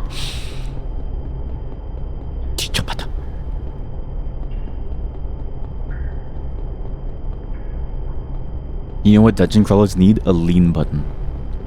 I need to be able to like lean out to see where it is. I have 1 health. We haven't saved in so long, and I don't know if I want to do this again. Please. I'm begging you. Please don't kill me, please. If I can drop down, but I can't make it back to save. I nearly died. So he travels along the pipes. That's fucked up. No. He comes out on this side. So this is the side that he comes out on. That'd be down the stairs over here. I have a blue key that I can duck into for safety here, and I have the red key card. Interesting. And there's another camera over here. Hello? 1-4. Oh! Yeah, okay, so skull. So skull has 0 bottom, 1 top right. This one has 1 bottom, 4 top right. And you know what has the shape of these points? I think I know exactly what has the shape of these points. It's the clock. It's the clock. That's what the clock is for, to tell you how to decipher the skull. Because the clock, you go clockwise, right? And then you go top right point, bottom point, top right point, bottom point. And then 6, I don't know what the 6 means. Okay, so maybe the code is 1040. So maybe related to clock image. So it's like, I don't know, 1041. 1041. See? That's nice. You can play the game and you can figure out what's going on without having to know things like Rot 13, or Rot 20, or Rot 29, or like Rot 30. There's no need for this obscure knowledge. You just play the game. This is an ARG that I can get behind. I feel like I'm doing something. You fucker. You fucker. You seek to end my life? What have I done to deserve such hatred? What have I done to deserve such a treatment? Why? Why me? Why now? What have I done to you to deserve such reckless hate? Why? I have 1 health. There must be a way for me to recover this run without having... Where's the closest save point? Is this even a safe fall? Yes, it is. Where's the closest save point? I haven't gone inside here yet. Yes, I have. Just need to find the save point. Presumably it's somewhere further away. Oh fuck, it's a one-way. I don't think you can jump up this. Yeah, no, you're stuck. The closest save point that's safe is over there that you can probably get to. Is there a way for me to do this movement? No. But not if I run back outside and I try to tank those. Yeah, I could try to tank those, actually. I could try to. But how do I get back there is the question.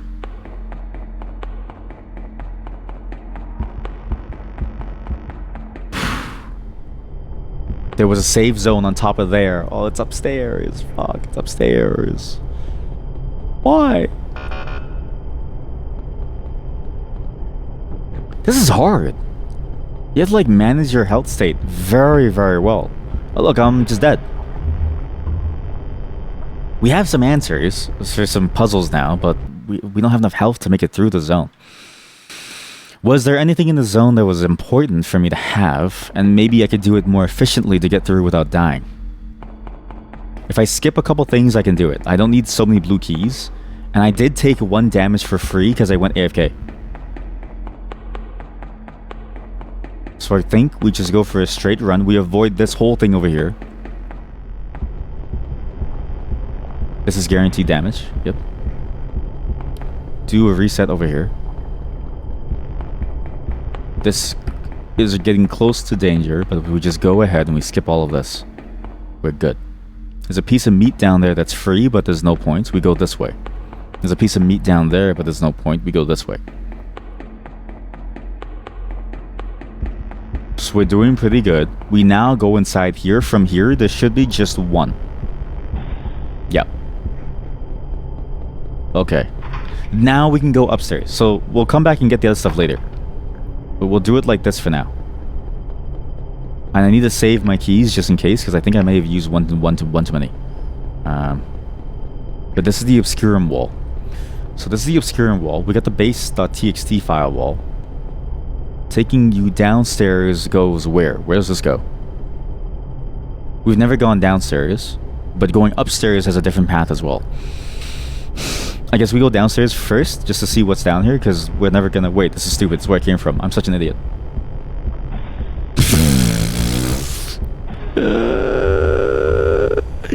Oh, it's the death of me. The death of me is dementia. Oh, I've already been there. It's like, oh no, the milk in the fridge is rotting. Oh, Grandpa, the milk in the fridge is rotting. Why did you buy more? I don't know. I'm an idiot.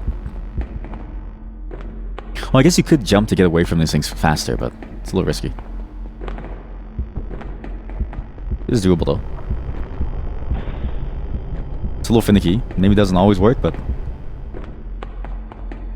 I think if you need more than 1 jump to get away, it might not work. If you need only 1 jump to clear a distance, you could probably skip more of it.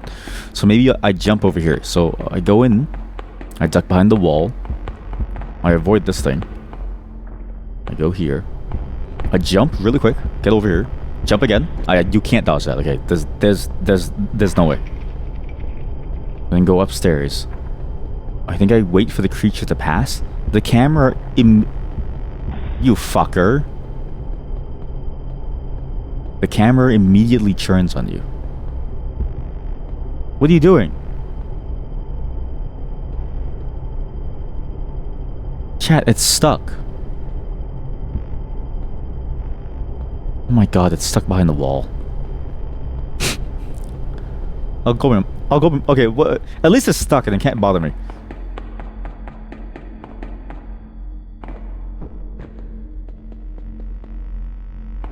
Okay.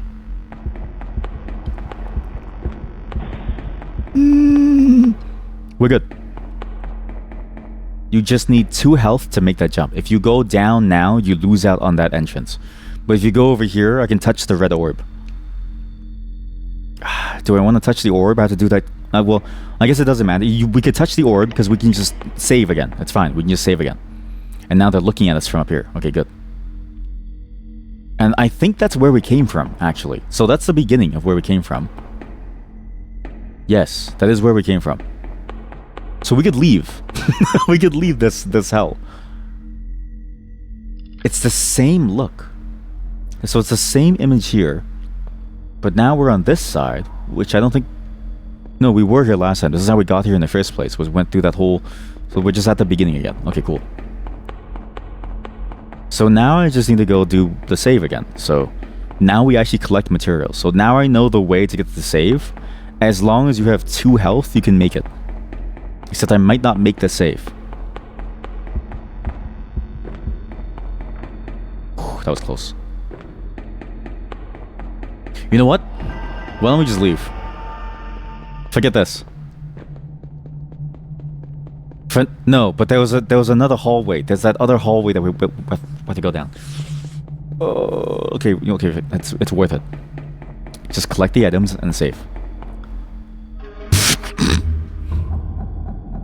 I've already collected the items downstairs, and then I went to save. So this is all saved for us now.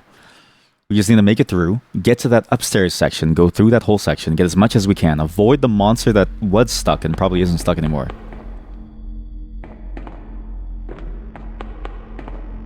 Oh, you actually do that jump over there. Okay, perfect. Yeah, that's all collected. Oh, except for this one. I didn't collect that one. I actually didn't collect any of these. Okay, cool. So, because you can't go back up. That's why I could never save it in time. But now I know. Now I know the strat to go back. I can do this again. Go back again. Go into a loop again. Go back to the save. Put the items into the save.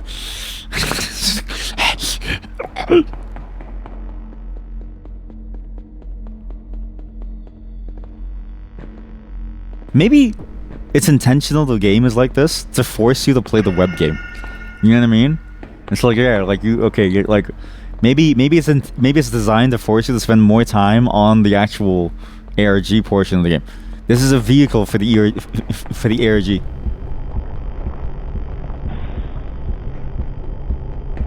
That was almost 2 damage. That was really close to being a double damage. Okay, good.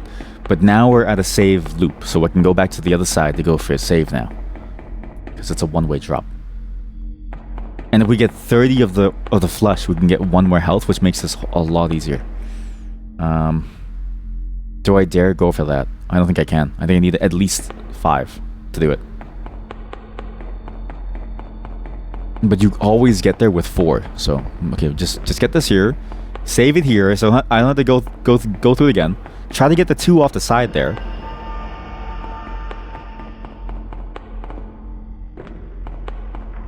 I don't want to be here anymore. I don't want to be here anymore. I don't want to be here anymore. I don't want to be here anymore. I don't want to be here anymore. It's such a cool concept for a game. It's such an insanely cool concept for a game. To have a game that has an ARG that has such a tight integration with the game itself. It's really, really cool. And obviously that's sort of what an ARG is. But I hate this. I hate this. I'm so slow. I meander. It feels like torture.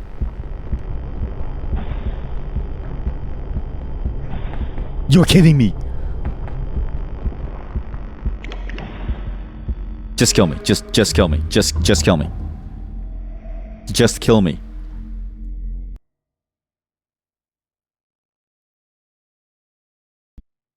This feels reminds me of Lost in Vivo. How that game had like a bit of a with felt like an ARG style type of deal. But that game was like, it didn't make you do dungeon crawler. It just gave you like a full first person control scheme, which was really nice. Because this is torture. Oh god, oh god, oh god, oh god. Make it behind the corner. You fucker, you took 2 again. That's not fair, man.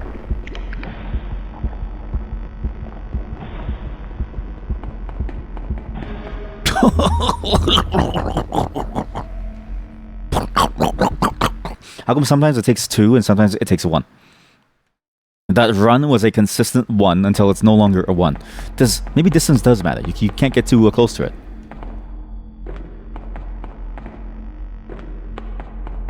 Maybe this isn't even worth it. It's for 2 pieces of flush.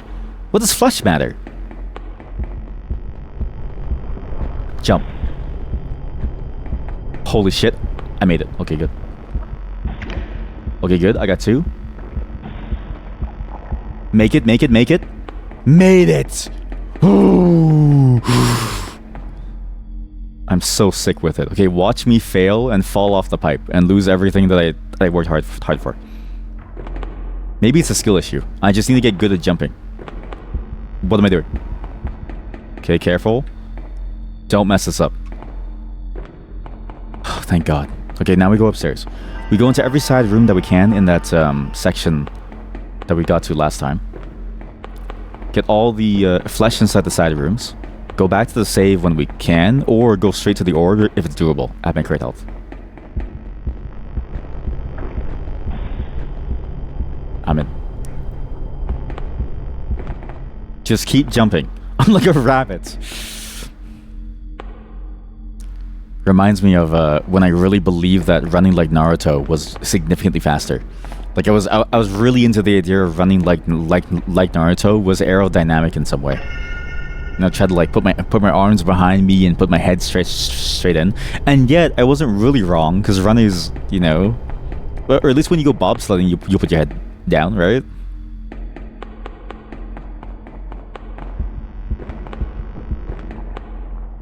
Okay, just gotta go here. This will always take 1. That's fine.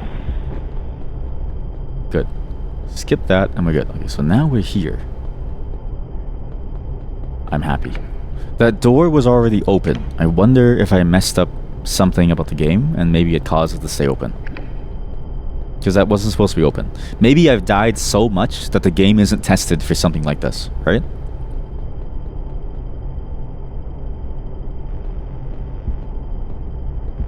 Like, think about it. If you make a game, you don't expect a player to die this often. And that's why that guy's stuck. He's stuck.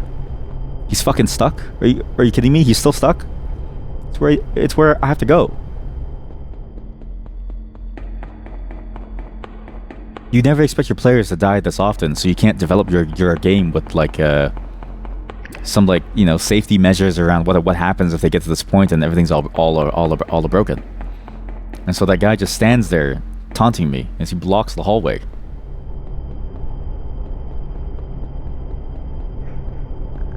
Okay, go in here. Please don't show up. 2. And I think this one has 2 as well.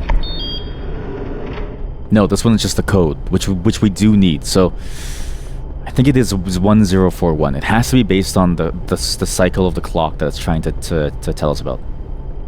So I have 26 now. That down there would be 27. Maybe.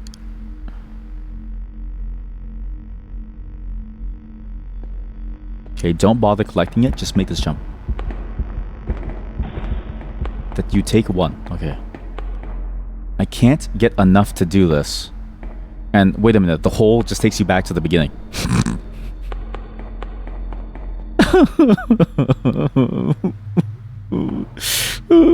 Same zone, is there a same zone that I can deal with over here? Please, I'm begging you. I don't want to be here in this hellhole anymore. I don't want to be here in this hellhole anymore.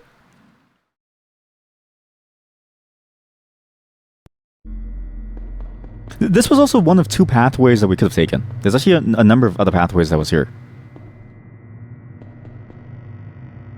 Let him pass.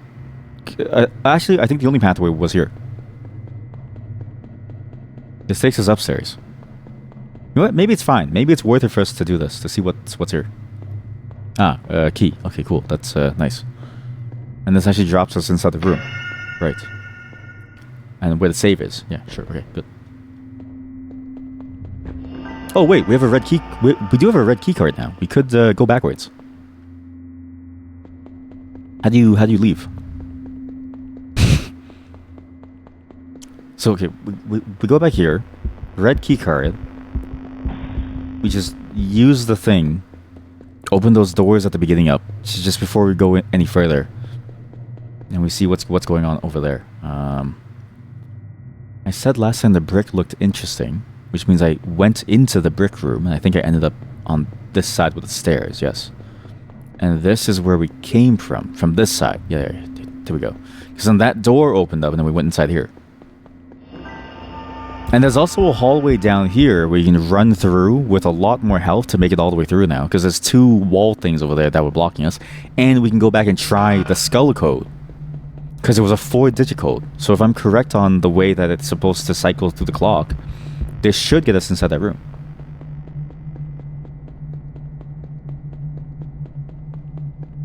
Yeah, let's do this before I lose myself.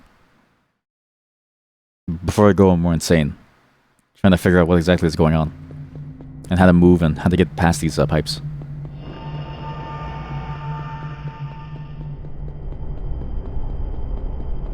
This game is very large, very empty. There's basically nothing that you ever encounter. It's just all emptiness. There's red doors in the map we just left too, so we have to go back there at some point. But this is the one that I want to do. Here we go. This one. And then this one. 1041. Okay, well, I'm wrong. So the skulls were 0 at the bottom, 1 on the top right. It was also 1 at the bottom and then 4 on the top right, which is the same position as this thing. The bottom right here says 6. Why does it say 6?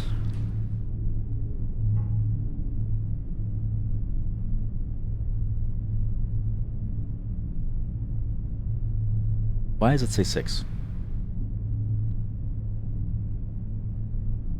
Give me a moment, I'm gonna go to the washroom. Okay, I'm back. Upside down 9? Maybe. Actually, it could be. It actually could be going the opposite way. Like, if we... But then, does that make sense? Because then what is this symbol over here? I guess, like, what is this symbol? If I get an idea of what this symbol is, maybe I can use this to see what exactly this is. So if I... Because then it's like, okay, maybe that's the... Maybe that's the key. Whatever the orientation of that symbol is will tell us the rest of what we need to know. Search by image. Upload a file. Here we go. It's a slingshot. Slingshot Roblox wiki.fandom. Tri-beam deluxe. Tri-beam. Tri-beam? Tri-beam. Tri-beam from Dragon Ball Wiki. I don't know if this is... Tri-beam minikit treehouse. It's like a letter, right? JR Electrical Facilities. What the hell is this? This website looks even scarier. JR East? JR East Electrical Facilities. What? Why does it have this like... What? Why is the JR East Electrical Facilities thing short for this? I just need to know what the symbol is called, so that way I can orient myself to what it is. But it has this like very blurry image of this on the JR East website. I just need to know. You know what? No, maybe getting into the weeds about it's almost a foot hark Z. That's an interesting. Oh, wait, yeah, kind of, right? I can see it. Yeah. It's like this thing. It's almost like this thing. It's called an elder foot hark. Wait, that's sick. It kind of does look like it, yeah. But then this one also doesn't help me because it seems to be usable in both ways. So which one do I do? You know what I mean? Like it goes up and it goes down. It's both doable. There's elder and younger. Okay, so there's elder and there's younger. And there's even yew from Old Norse. A yew tree. Old English, Latin, old tree. I don't know if it's this, but this is the closest match that there is. Varying forms of the Elder Foothark. Varying forms of the Elder Foothark. We go by this with clock.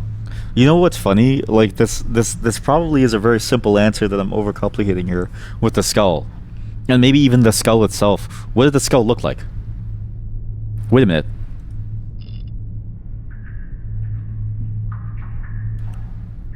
I think you're right. I think it is upside down because look at the shape of the skull. You see that triangular bit at the bottom? I think the triangular bit at the bottom is to tell us that, like, oh, you should be orienting it to the spot that it is. So you're right. If I rotate it upside down... So, okay, so let's take a screenshot of the skull, because I lost the other skull, so I'll do it from scratch with a new skull. This skull... Just, like, is it okay? Paint.net? Is that still up? It is, right? Is it like a web paint? Paint? I want to go to a website. If you flip this thing upside down to match the same shape as on that thing, such that the wide portion of it, like the triangular portions at the top, does that change anything? Because the triangles in the eyes are a shape that's similar to that bottom left shape too, right? Then it would make sense with where you want to go in terms of what number you want. Because it feels like that shape at the bottom left is a mix of the triangle of the eyes. It's also a T with its arms going up like yippee. You're right. So, okay, so one skull has a 1. Another skull has a 0. Okay? The 0 skull has a 1 over here, and this skull has a 4 over here. If we flip it upside down, this would be at the top and this would be on the bottom left. We're just rotating it, you know, directly 180, right? So then it would match the angle of this thing, so it'd be numbers on the bottom left. So then the first number would be 0, 1, 1, 4. It'd be 0, 1, 1, 4 instead. Is that correct?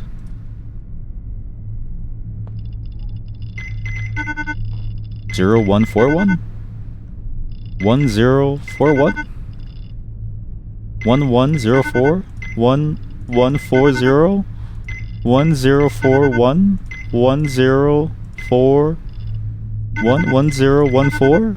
0, 1, 1, 4? 0, 1, 4, 1? 0, 4, 1, 1? 0, 4... I'll figure you out someday. 4, 5, 9, 6. Wait, there's so many things going on. Key 4. Because this thing is also called key4.html. The page is called key4.html, and the number 6 is there. Why is the number 6 there?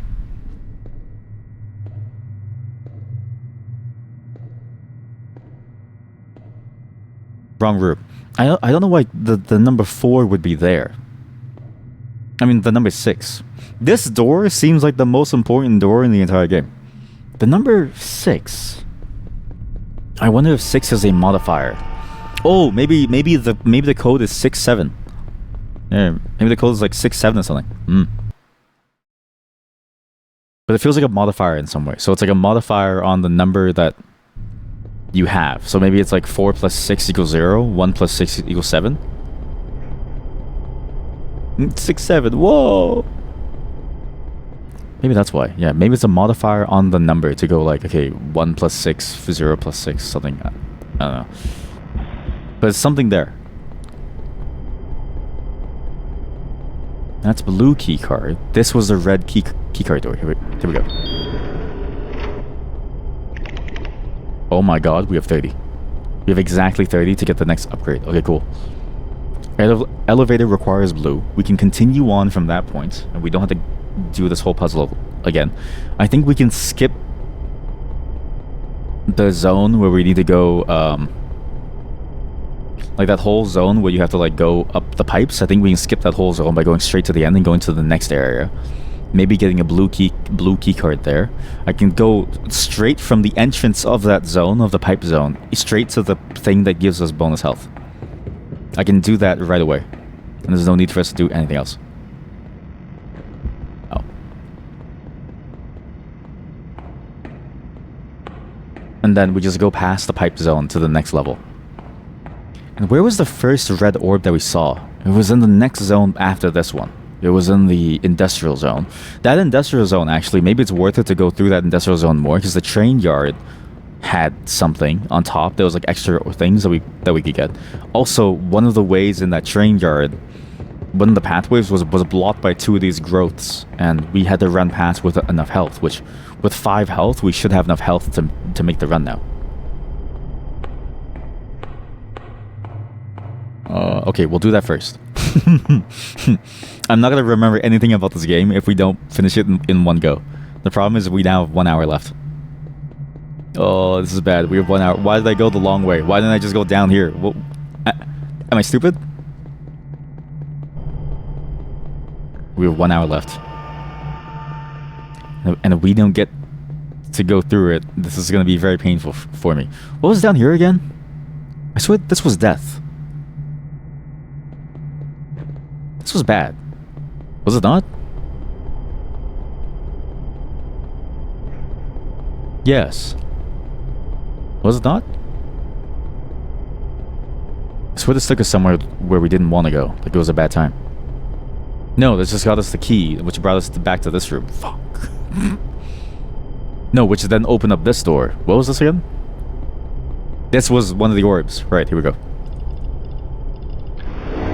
Take it, yes.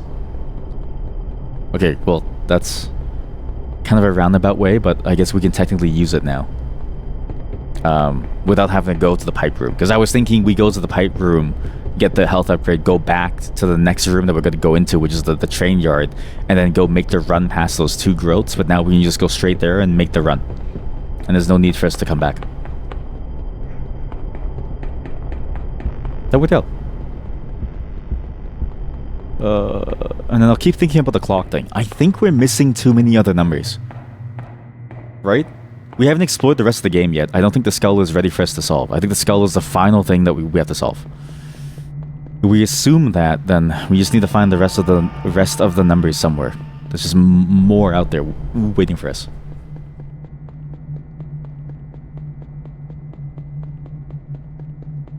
But we still need to figure out the idea of the 6.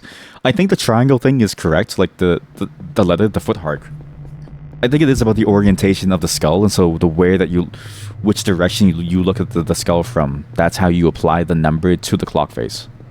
So you rotate it upside down, the whole thing. It wasn't here. Other room. Ow. Was it here? It was down here. I think it was inside this room. No, it wasn't here. Maybe it was here. I don't know. There was another train room. Oh, yeah, it was here. And also, at the beginning, there was the upstairs portion that we couldn't run through because I didn't have enough health, right? We can make that run now, actually. At the very beginning of the game, there's a whole upstairs section that we didn't go through. Ooh, wait, this is good. Okay, got one. I got a key, I think.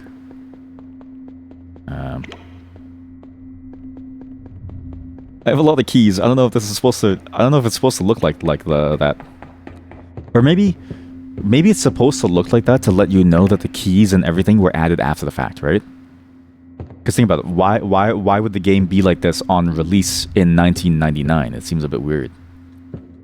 Maybe the keys were added after the fact by whatever this story, whatever is causing this storyline.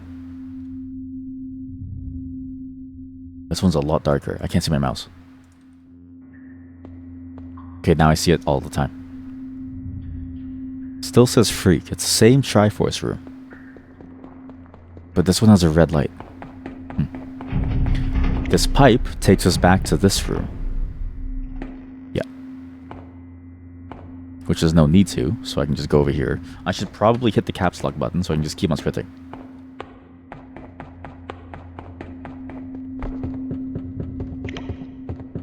Whoa, whoa, whoa, whoa. The idea.txt. The idea.txt. The idea. Oops. The idea.txt. Thursday, April 9th, 1998.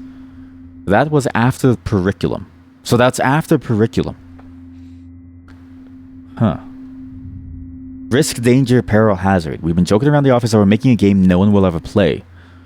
That's the danger. I think the way Dave and the rest of the higher-ups have sort of imperceptibly but gradually churned up the desperation in their voices when we show them the latest changes every week is where it started. Okay? Like, no one mentioned that in particular, but we've been putting in 100-hour weeks, and they keep asking us if we're sure people will play this. Huh. All it took was one offhand remark that no one's gonna play this, and it caught on. The game for no one. I do hope people play it, though. It might be the last thing I'm ever involved with, so it's special to me. It'd be a lie to say that I've been making it for no one. I think, okay, now, so based on the timeline that we're seeing from these things, and then based on the timelines that we see from the messages on the wall, maybe the messages on the wall were specific dates that sort of denote the downfall, that downward spiral of the creator, right? Where they go, oh no, this isn't worth it. Because Curriculum, the risk and the danger, was in April. And that's before that message. That's interesting. So, risk, peril, danger, hazard. And darkness is when they're in this, like, this state of, like, pain and suffering because they know that they're going to die. Yeah. Because they know that they're going to die. Also, if you can go under trains, I bet you there's something hiding underneath this train. What is there? Nothing. It's sadness. So before I continue on here, let's go back. At the beginning of the game, there was an upstairs section that we could have run through, but I didn't have enough health. But now I have enough health. So, the mystery happening on September 21st... I've really lost track of all these different things, sorry. The mystery on September 21st, 1997 is before being visited by the angel. That's weird. So both Tenebrae as well as this mystery, so both the Enigma and Tenebrae happened before this initial visit to the angel.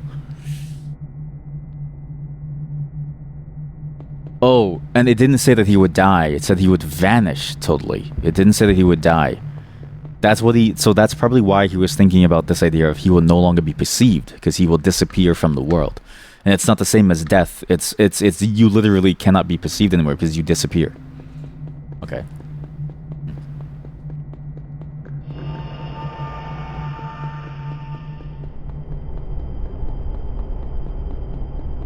Okay. So what's up here then? Maybe we'll find something up here that gives us more answers. Because we're missing this. We're missing something. It's like a beginning fragment. And maybe it's in this room. Oh, this room fucking sucks. That's awful. Yeah, okay, here we go. That's a lot of different things going on there. Whoa. Green keycard, red keycard. I wish I was mapping this out. I think I messed up by not mapping this out. And that's an elevator. So this is one of the rooms that the elevator would eventually take you to. Which means if we kept on going down the pipe room, it might have eventually led us to the other side of this room. So we're going in a bit of a roundabout way, but it's fine. That's nice.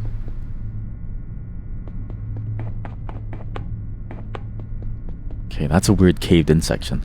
And you know what? It's weird because, like, say this is a game from 1999. Why does it look so caved in then? Why does it look so caved in and run down? Like, is this really the game that they made? And maybe it was correct to ask, who is this game made for? It just feels wrong. This whole game feels wrong. Everything about this game feels wrong. It doesn't feel like a game from 1999. It feels like a world that was made and almost broken. And now you're stuck in this world. What is this, like, creepy-ass hospital section? Oh, Jesus.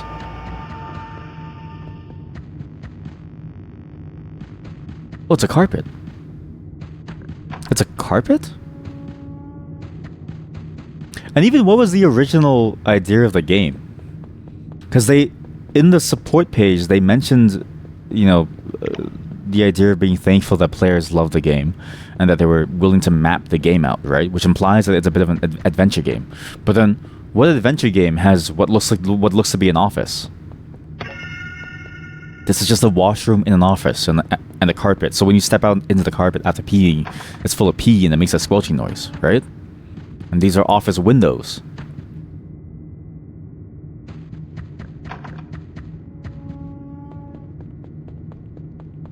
It's, you know what it feels like? It feels like you're going behind the scenes of a place. It feels like you're going into the internals of something.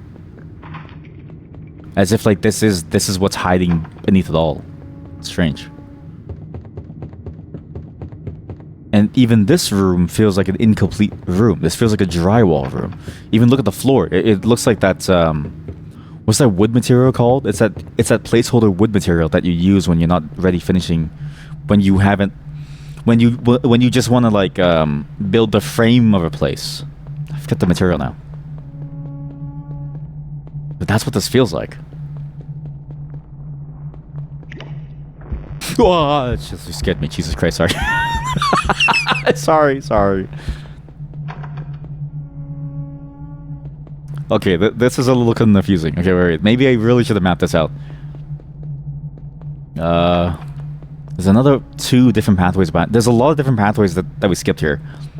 I didn't really mean to. I'm just kind of going just to see what's around here, but I think I'm getting closer and closer to some truth, which is the office. And what if this is the original back rooms from 1999?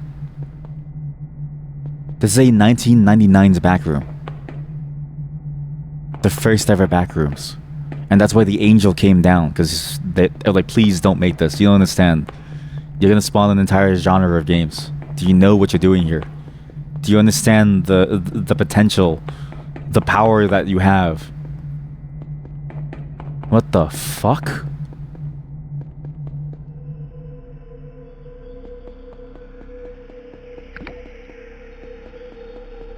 This is the rooftop of a building. There's a writing on that wall over there, but I want to get these pieces of meat. And that's weird. Huh.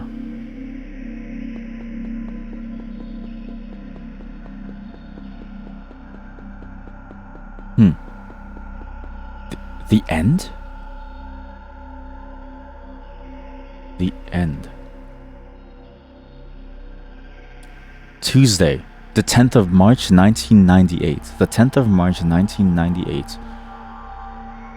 This is before Obscurum. This is before Obscurum. And it's after Periculum. No, it's before Periculum. It's in between Tenebrae and Periculum. So this is between darkness. So this is between Tenebrae and between Periculum. That dark doorway has been haunting me. The one with a path. I'm finding it more difficult to sleep lately too. I've taken to replacing regular dreaming with daydreaming. Normally it's just me walking through a forest or something, hearing the birds chirp. I find it very calming.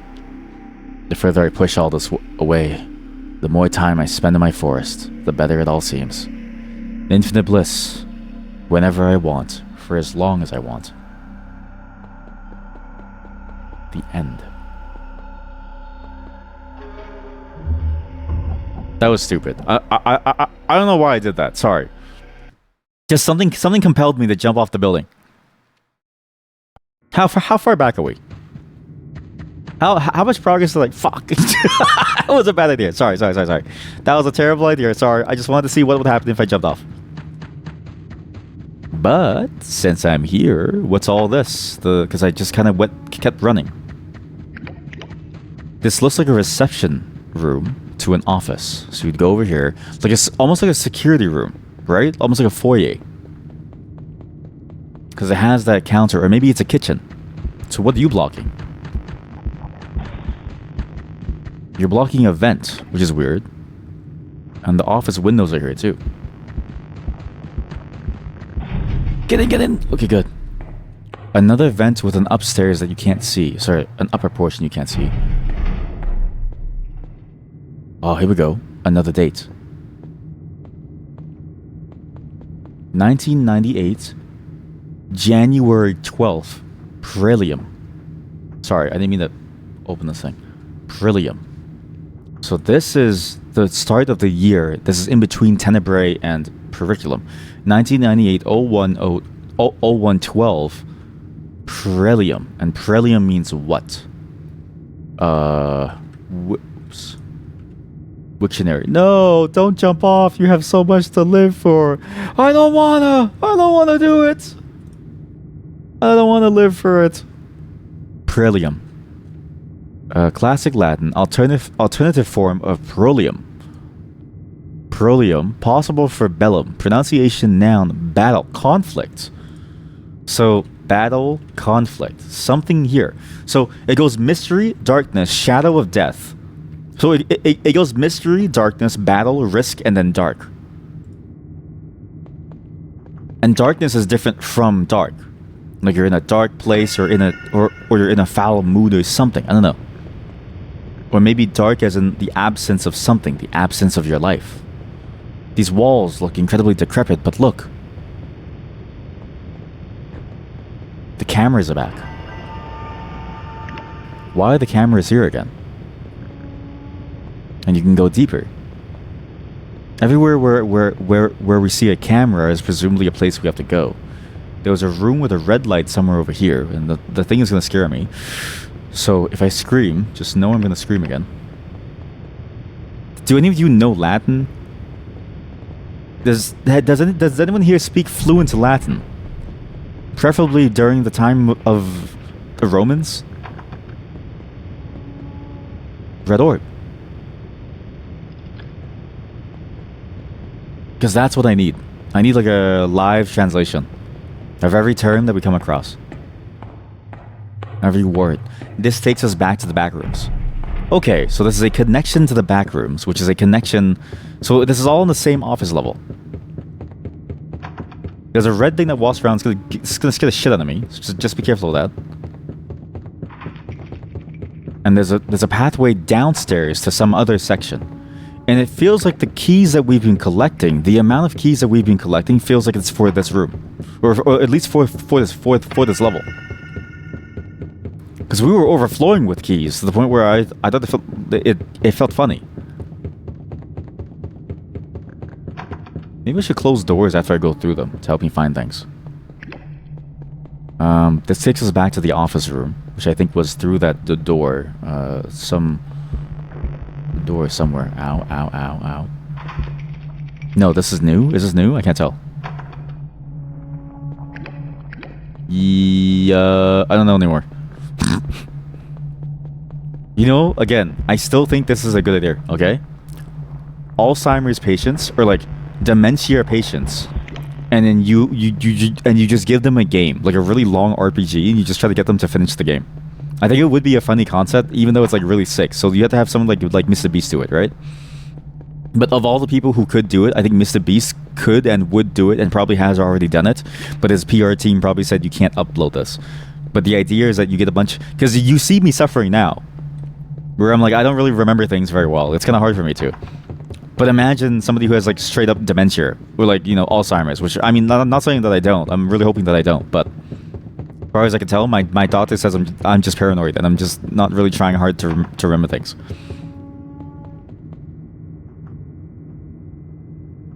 Where are we?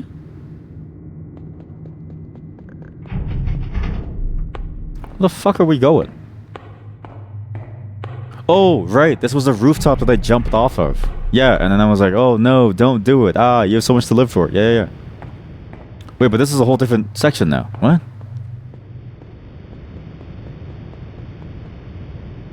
Wait, what? No, this is where I was last time, with the orb. What? What? But I thought I opened that door. Am I thinking of the wrong life? You know what it is? It's not my fault that I don't remember, right? I'm living multiple lives. I want to play a game that has no respawn. You die and then you die. That's it. You don't even get to try again. Because then everything that you remember, it's your one life. Adds stakes to it, right? Like a good feeling to it. There's something different about this office. I've entered the mirror room. There's two sides. I get what's going on. There's two sides to the rooms, I think. Because that thing was on the floor before, and this room was on the other side of the office. When you go through that vent, I think you go through into a mirrored version of the game. Which is weird, because I wonder how far that goes. Does the mirroring stay... Oh, never mind. So, wait, this is a different dude? Who are you?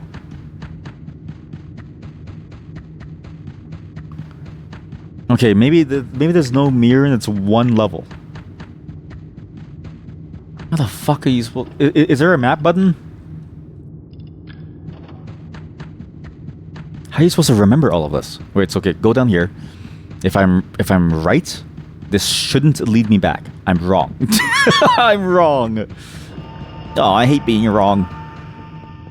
But this is where I went originally, and this is how I got to the rooftop. It was through this section. Okay. Now I've oriented myself. Now I know exactly where I am. That's why this looks familiar. This was my past life. Do you ever think like a VTuber gets mixed up with their past life and their current life, and they go like, "Oh yeah, I streamed this game for you guys. Don't you remember?" And then their chat goes, "No," and then you go, "Oh, right, sorry. It's my first week on the job." It's like, "Oh, my past life." Ha. Wait. Okay, chat. Okay, I know this is fucked up to do.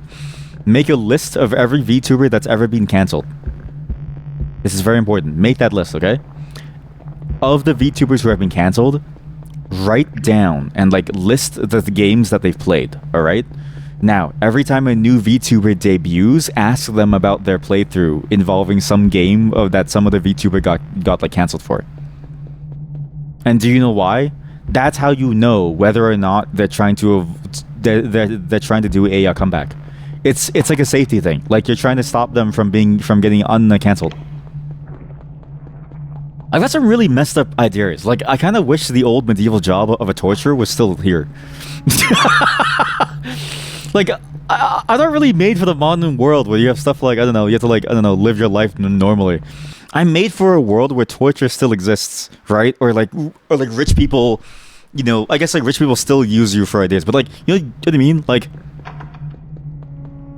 Mr. Beast is my spirit animal because like I'm like he's the only person who could pull shit off like a 90 days around the world, but with people who have Alzheimer's.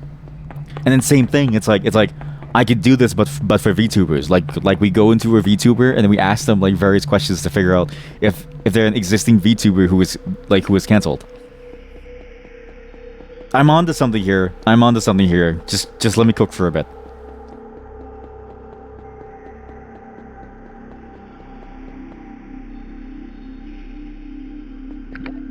God, that's terrifying. We're at the rooftop. But it's weird, this doesn't feel like a rooftop. It doesn't just feel like a rooftop, it also feels like the edge of something. What is that emote? Jumping legs. Okay, don't ask me why I have that. I don't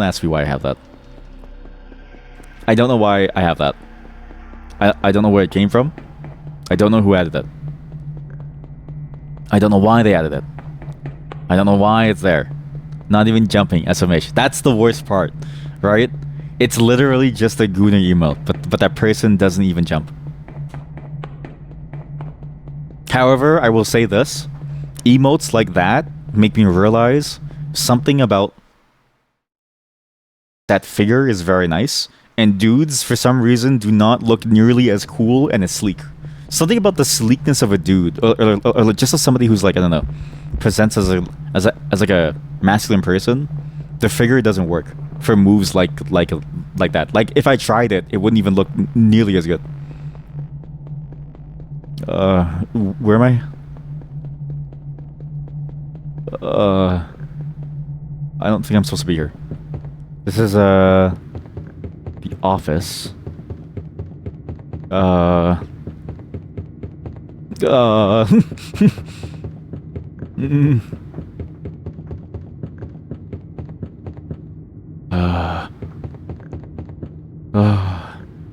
office with the elevator. Okay, so that's the elevator. This side. You go here.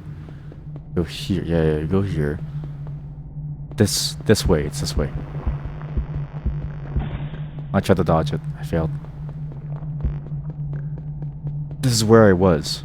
No,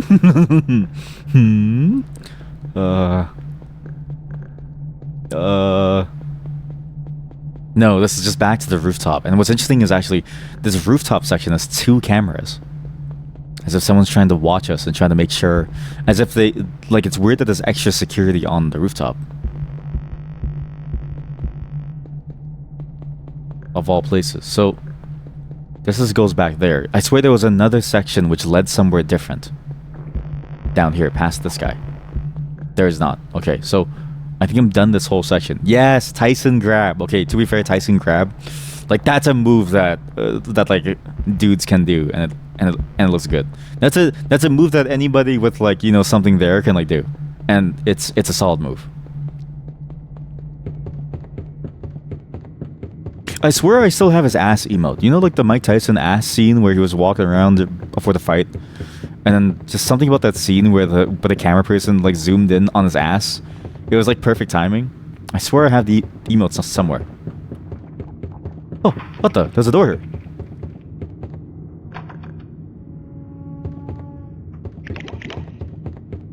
Yes, thank you. That's it. Yeah.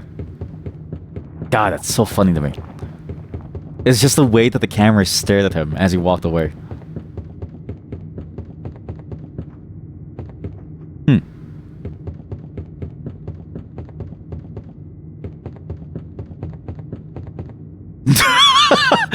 Okay, I understand why the back rooms are terrifying now. What the fuck is that? Yakuza libido? I don't remember that one.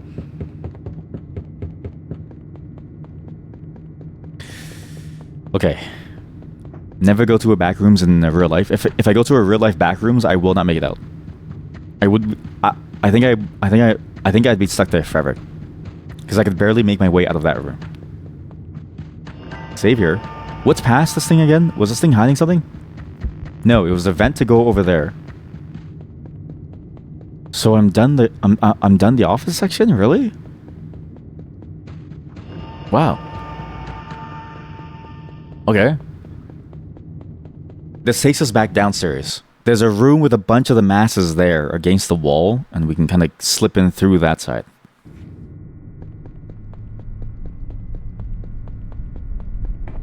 If I'm correct, but I don't remember. Yes. Yeah. Because we came here. This room over here.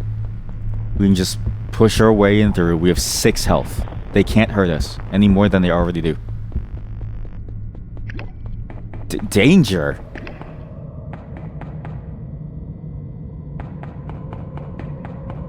Can't be any more dangerous than we've already been.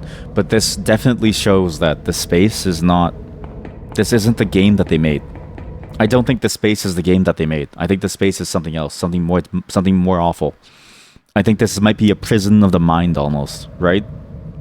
That concept, that idea of like you being stuck in this space and this nothing you can do, and it's sort of like the reason, like, because like you disappear, your existence is gone, but where do you go? The author of that paper, right? Where did they disappear to? It must have been here. And you know what? It's not that dangerous because there's a save zone. So it's a skill issue.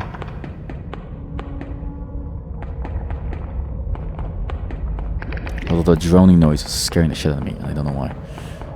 This area too has a weird feeling. It's like the floor is made of metal, almost like sheet metal.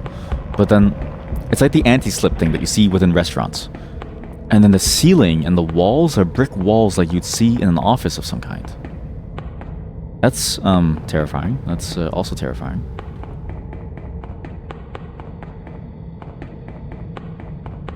Where am I? So I'm in relation to my save. I'm over here. So now if I go over here, I can go back to this side. There's a bunch of these locked doors actually, tons of them. That's why you have so many keys. Yeah. So maybe I shouldn't have wasted all the keys in those earlier levels, because this seems like the more important thing to do, is to figure out this.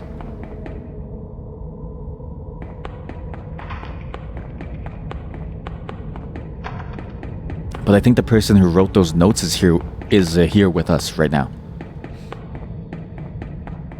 They're waiting for us. Or they're trying to find us and talk to us. There's a door over here that can open. There's a green light over there as well. I have no more keys. Oh, fuck.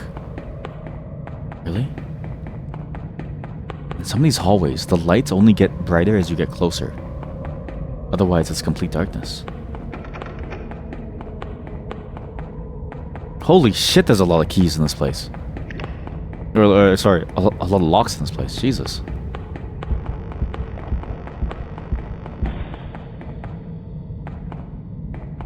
I think I'm getting a sense of where I am.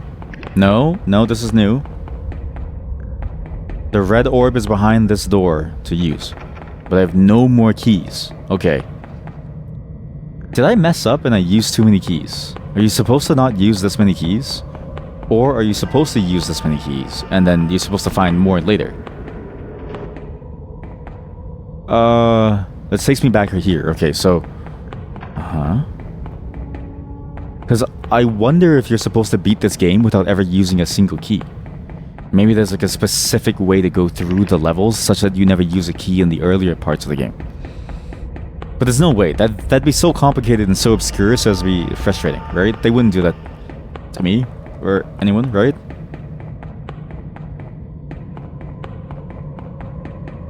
These are the doors that I opened. But maybe I should have saved my keys because I feel like I used too many keys. There's an under section there. That's weird.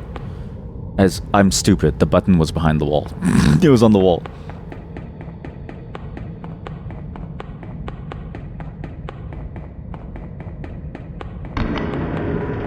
Not sure how I didn't see that. So what's the danger down there? Red keycard. What the hell is that noise? What the fuck is this? Huh?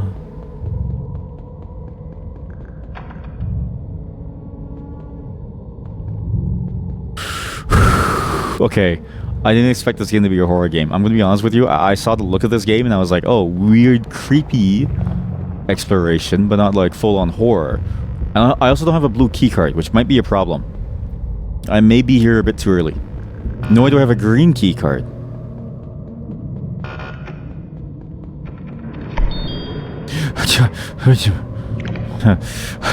I'm very tense at the moment. Oh god.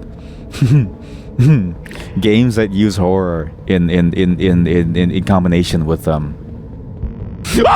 Scared the shit out of me. Sorry. sorry. Games that use horror in combination with like puzzles always get me very antsy because it's like, one, you can't solve the puzzle fast enough because you're stressed. Two, you know, it's a scary game, so it scares the shit out of you. I'm hearing something. Oh my god, there's a save room. Oh my god, there's a save room. I feel so safe now. Oh my god, there's a key. Holy shit. Okay, this one key. I need to use this one key for everything. Just use it now. Fuck it. I hear the piano. It's inside there. It's not here. What the fuck? Ah! Sorry, that was a delayed reaction. It's just a thing that I suffer from. I usually scream like a good maybe half a second later. What is this? Oh fuck! Oh fuck! When I play games like Escape the Backrooms, kind of need co-op with them though. No, I hate. I not that I hate it, but I wouldn't be able to handle it. Emotionally, I'd be ruined. There's a reason why I avoid horror games. Is not because I don't think that horror games are fun. It's that I emotionally cannot handle the fear that comes from playing. What the fuck is this? There's like runes on these walls, and there's these plants growing. What are these? The plants are glowing. What? Here? However, I also don't think the backrooms games, like it's kind of okay to skip the backrooms, but what I really want to play is I think we're inside of a church. That's a bit of an interesting stained glass. I think we are inside of a church because the Dutch ways. There was one backrooms games that I played called what was that emote? Swipe? Don't ask me. What was that game called? It was called Apparatus. I thought that game was fantastic for a backroom style game because it captured what I wanted from the series, which is not just scary monsters, but scary vibes. I just wanted to be in a place that like unsettled me. Like it like this game feels like a really good execution of the concept because it keeps you on your toes and you feel unsettled the entire time. Eye contact.txt. Less jump scares? Yeah, less jump scares. Like I like the fear that comes with me never really knowing if I'm safe or not. And I think a jump scare makes it too real. Because the problem is that like once you see the monster, it isn't scary anymore. Like when you see the monster, it loses the appeal. It loses that like that mystery, and then all of a sudden it feels like something that you can overcome. But I think the back rooms and the thing that's so scary about the concept is that if you were there in real life, even knowing all the science that we know today, and even in this way that, you know, let's say you don't believe in ghosts and the stuff. Noggy, why did you like this? Wait, this game looks sick. Okay, thank you, Noggy. Thank you for linking this. I will keep this in my pocket. Thank you. I appreciate it. Sometimes I yell at you and it's unfair, but sometimes actually Noggy does often send me bangers. He does often send me bangers. But yeah, I feel like backrooms games, it has to replicate that feeling in real life, and the feeling in real life is this feeling. It's the feeling of even when you're in a scary place that you know with all the science and all the knowledge of the world that you know of can't possibly hurt you. It's just the way that your brain sort of short circuits and goes into a belief system to try and defend itself. That's where the fear comes from. It's like the fear of the dark almost. You don't really know what's there. 28th of September in 1998. This is after darkness. This is after Obscura. I'm not afraid to vanish anymore. I just don't want to be drawn out. I realize that I've been feeling insignificant in the grand scheme of things. My consciousness is a drop of water in the ocean when put up against all the other consciousnesses. And there are like 5 oceans, I think. Wait, 5 oceans. When I finally blink out of existence, it'll be like dropping a grain of rice into the Atlantic Ocean. The game is coming together. We're running playtest sessions and it's fun. It's hard to tell if it's scary or not when we're all so familiar with it, but Ange brought her husband in to check it out and he looked morose afterwards. That might have been because he hadn't seen Ange all week though. Okay, so there's a couple of things here that are very interesting. I'm opening my Emacs. Emacs, my love.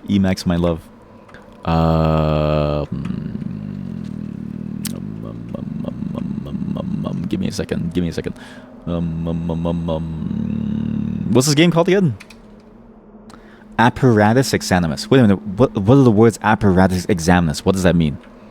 Apparatus Exanimus. What is the meaning of Apparatus Exanimus?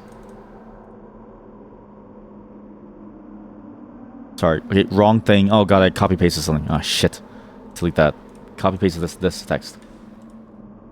He says there are like 5 oceans, he thinks, right? So 5 oceans, what does that mean? 5 oceans, as in maybe these 3 things. Enigma, Tenebrae, Prelium, Periculum Obscurum. This is assuming that we find no others. So the 5 oceans of consciousness, what does this mean? The 5 layers of something, right? But that's weird to say that. Like, it's weird to relate that to an ocean of consciousness. So what does that mean? What does that mean? Also, what the fuck is this? A video about installing everything, making it more obscure? What the fuck is this? I don't know what this is. It just like moved it somewhere. Okay.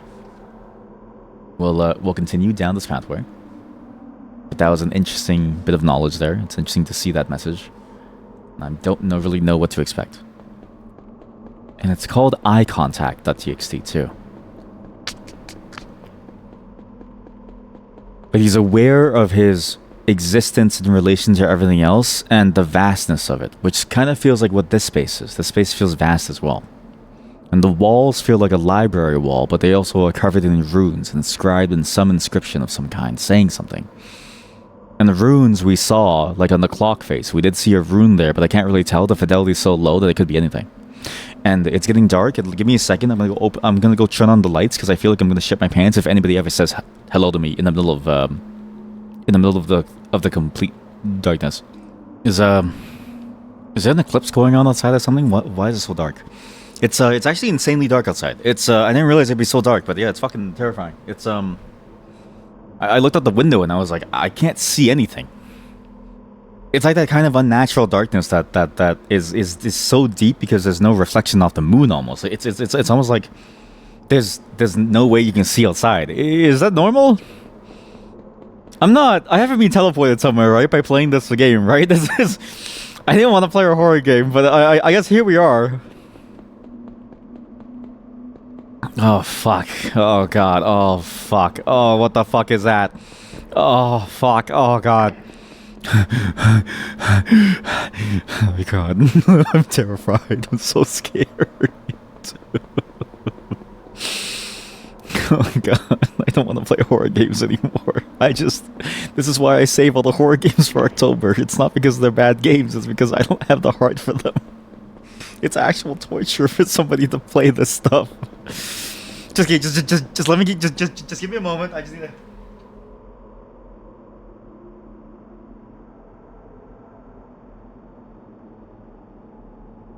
Just give me a moment. Just let me take a sip of something sweet, you know, because sweetness is the opposite of scary.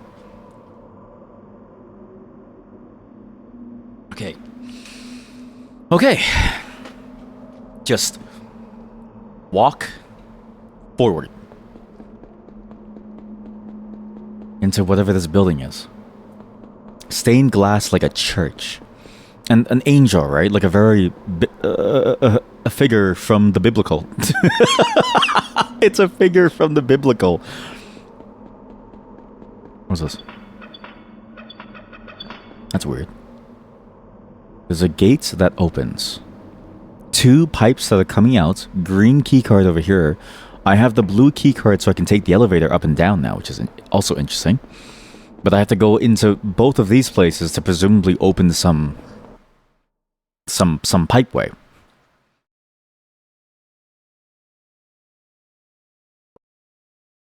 But what is it? Oh, fuck.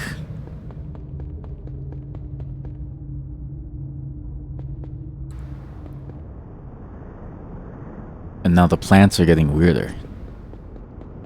The plants are growing this like weird purple ooze. And they have like a particle going off of them now. At first there was a golden light, but now they're growing something. In the eyecontact.txt, right? The person who tested the game, they said that they looked morose, which is a weird phrase to use. But it seems like they're going for a horror game. So it seems like they did develop a horror game. So everything that we're seeing is intentional, at least by the quote-unquote original developers of the game in 1999. But what does it mean when something is intentional, right? It's sort of like...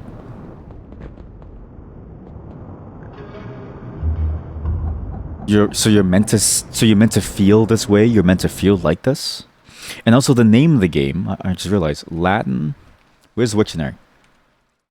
Wiktionary, Apparatus.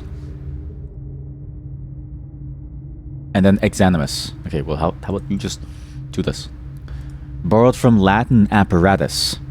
Perfect passive participle of apparel, to prepare. But apparatus is prepared. Prepared, and then what is examinus?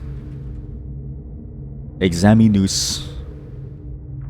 Exanimus. Exanimus. Exanimus, classic Latin. Feminine form. Alternative form of exanimus. Dead. Lifeless. The prepared dead? The entirety of the means of something. The prepared dead. Canada? Apparatus. Thank you, fellow Canadian? Or wait, US, sorry. Prepared dead? Apparatus exanimus. Prepared dead? I don't know if that makes sense.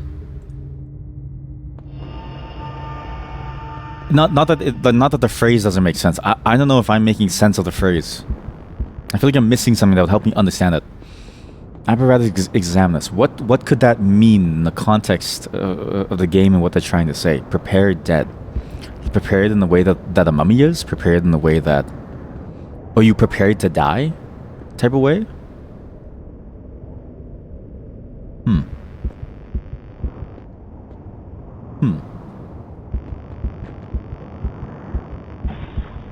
That's awkward. That's awkward. I don't think I was supposed to do that.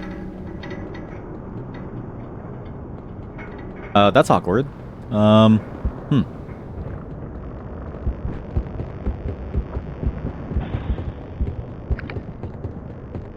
Oh, okay. So...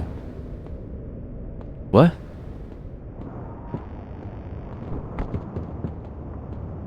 I don't think I was supposed to do any of this. Uh-oh. What have I done? Have I done it again? Have I broken yet another game? By accident? Apparatus examinus. Prepared dead. Our body was prepared for death. Are you prepared like a mummy, or is it more about being prepared to die? Is that what it's trying to say? Or is it that our body was prepared for lifelessness, right? Not just to become a mummy, but like the living person was prepared to die. As in like the living being was prepared to become something dead. Because the angel coming in saying that we no longer exist is in a way preparing somebody for their fate of death. No?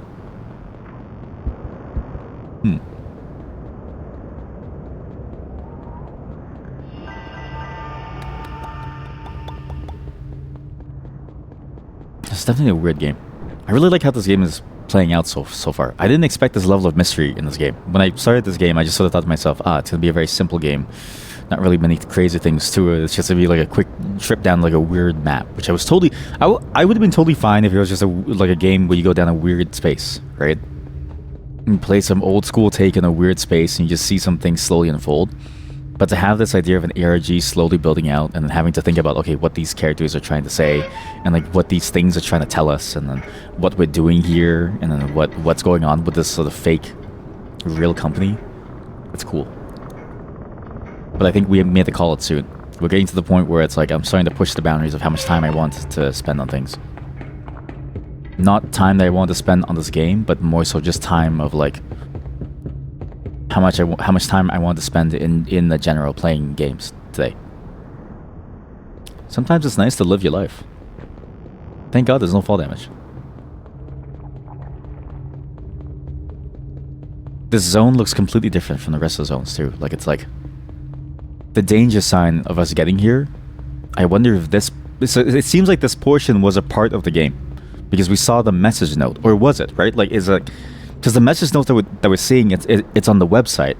But it feels like this portion of the game plus the office was added on. Almost as if it's someone's memories and like person imprinting itself onto the game. I wonder if that's... Is that intentional? And then if so, what does that mean? Like, is it... The person is gone, but the influence that they have on the game is here because they were working on it? Very insightful, thank you. Do you enjoy my insights? I'm trying to make sense of what I'm trying to think of. Like, I've been practicing this thing where I talk out loud. I try to get myself used to communicating my ideas, because often when I work with other people, the main complaint that I hear about the way that I work is, one, I skip like a ton of steps. It's almost like I make these connections that they haven't made yet, but it's not because I'm smarter. It's because I almost just kind of go ahead of myself and the ideas. Two, I don't explain my thought process. So when I do those jumps and I make these assumptions, I'm at like step 27 and they're at step 4, and it's like I don't explain anything, and so they have no clue how I got here or even what I'm talking about. So it's a major problem. Also, it makes me feel better because I'm currently home alone. So if anybody makes a noise, I'm gonna be freaked the fuck out. And also, if anybody makes a noise, if anything makes a noise, I'm going to stab it with my sword. Like, I turn to violence when I'm afraid. Because violence makes me feel safe in the world. What am I doing?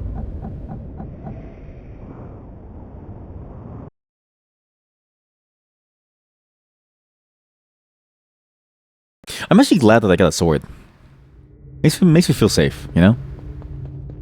When I feel scared, I can hold the sword. It makes me feel like, you know, nice and strong. When I need to like make sure that no one messes with me, I can like stab something, and then they'll like be like, "Oh, this guy's crazy. He like stabbed his bed." It's a nice it's a nice feeling. Power. In power, there's safety, and without safety, I don't think you can really do anything. Do you all feel safe around me? You better say yes.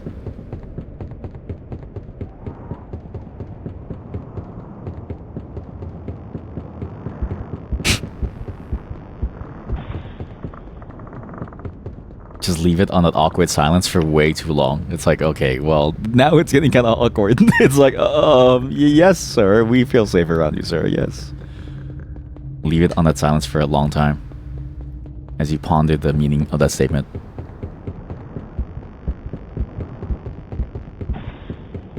Also, this game's sound effects sound like it's a noise in real life. So I have to like take my headphones off to make sure that it's inside the game and not happening in real life. You were told to say yes. You were told to say yes. Good. Very good. I'm happy that you said yes. I'm very happy. You know how to make me happy. I'm very proud of you, Chad. Thank you for making me feel happy.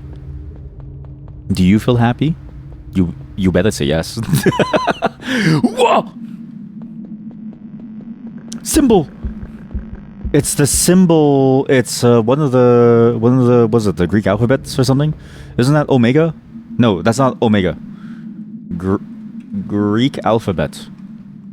You were told to be happy. Okay, what's the symbol? It's this thing. It's psi. Numeric value 700? What? That's the letter psi on this door. 700. The numeric value 700 psi. Why is that here? Psi. I guess like what's interesting is that there is a concept of psi, like psionic energy, this idea of your mind, which it would kind of fit in with the idea of maybe the character is exerting their the influence on the world.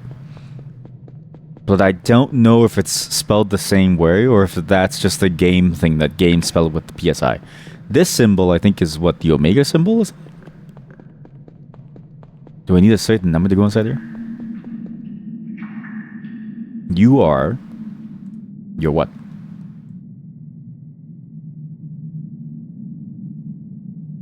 What are you again? You're this one. Sci-fi. Oh shit! It's a genre. Okay, it's talking about the genre of games. Sci-fi. Okay. What does that do for me? Fuck! It's one of these things. Well, X? What the hell's X? X? Chai. Sci-fi chai. What? Sci-fi chai. What does any of this mean? It's not like I can go inside there. Oh, that's why you churn it. You churn it to go inside these doors, maybe. Well, let's do chai first. Let's do chai since it's already here. I can't move this thing, I don't think. Yep. Because it's locked behind these three. So I need to do these three first. So we'll do chai first. Or is it chi? You know what I mean? Sci-fi chi? No, but sci-fi and then is it chi? I don't know. Oh fuck. Sorry. What have I done?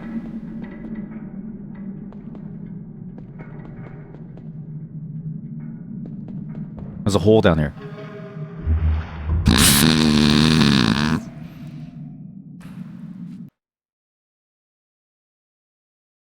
That's why you should never go into every hole that you see, right? Just like contain yourself. Don't go into every single hole they see. You know what?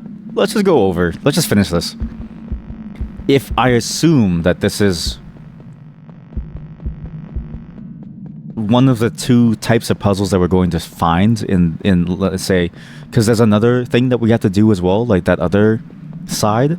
If we assume that that side's going to be a similar thing, and then that final door that we open leads to something, maybe we can finish this portion, and then we go back to do like the AIG next day. Not tomorrow, because tomorrow's the adult game stream. Which again, this is not a Gooner game day. It's just sometimes some stories can only be told through sex. Sex is a powerful, it's a powerful act.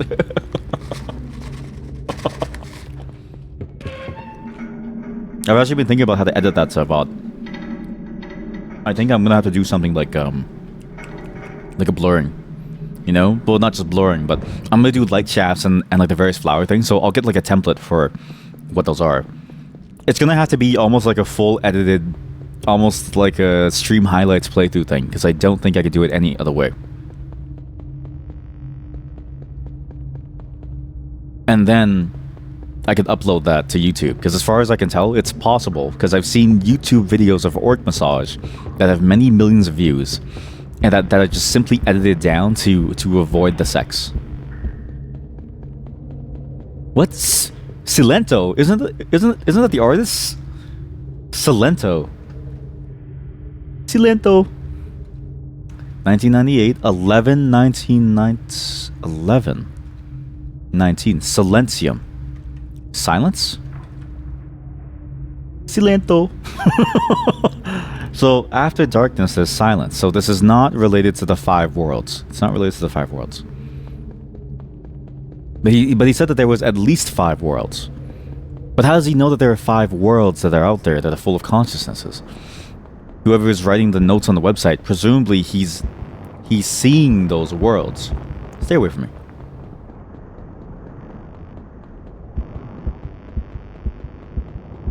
What happened to the enemies? I feel like the enemies aren't moving.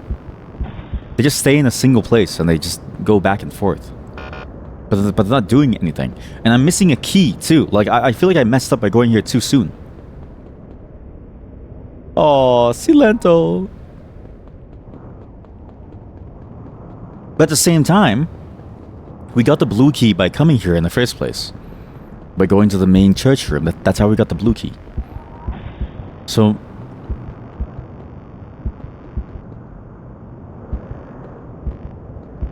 it is vision. Fuck! Okay, this is gonna be really hard. Okay, how about we just save it here, okay? This game is cool. I can't go too long because I need to prepare for tomorrow. This game is interesting. I didn't expect this going into this game. It's definitely clunky to play. Like, it is frustrating to play with how fast you move. I think it could do with a little bit more speed. Because these levels are very, very large, but the point of interest is when it changes. It's like the point of interest of these levels is when you see something new. That makes you like look at it in a different way, as well as, sorry, I'm so gassy, as well as the secret notes themselves. But it's not necessarily the things that you encounter. You know what I mean? Does it make sense? Like, it's like There's a lot of empty spaces in between that doesn't really lead to anywhere, which is fine. But the speed that you move at with the clunkiness of the controls makes it difficult for you to want to stay in it for a long time. Like it's this feels like a game that you intersperse in between other games in order to deal with the fact that the controls are so painful that you don't want to go through it and have to like walk slowly to find something. And the payoff is sort of interesting in this game, where like the payoff is quite slow and staggered. Like it takes a while until you finally see something. Like you know, you could walk that whole way, you're solving puzzles inside the game, sure, but you don't see the note until you get to the part where it says Silentium, and that's all the way deep inside. It's very, very far off. And it's not necessary, I think, for it to succeed. I think this game succeeded already just doing what it does. Just having what's here. I think this alone is a huge success in terms of the feeling that it wants you to have, and how it wants you to go through the world and think about things. It's just, it could be a little bit more enjoyable from a moment-to-moment basis if it was just slightly faster. Gives you a bit more options in moving around. Slightly faster. A bit more control in certain places, but I get why they don't want to, because it's the feeling of a 1999 game. But like the 90s, there's a reason why it's no longer the 90s. You know what I mean? The hell is this?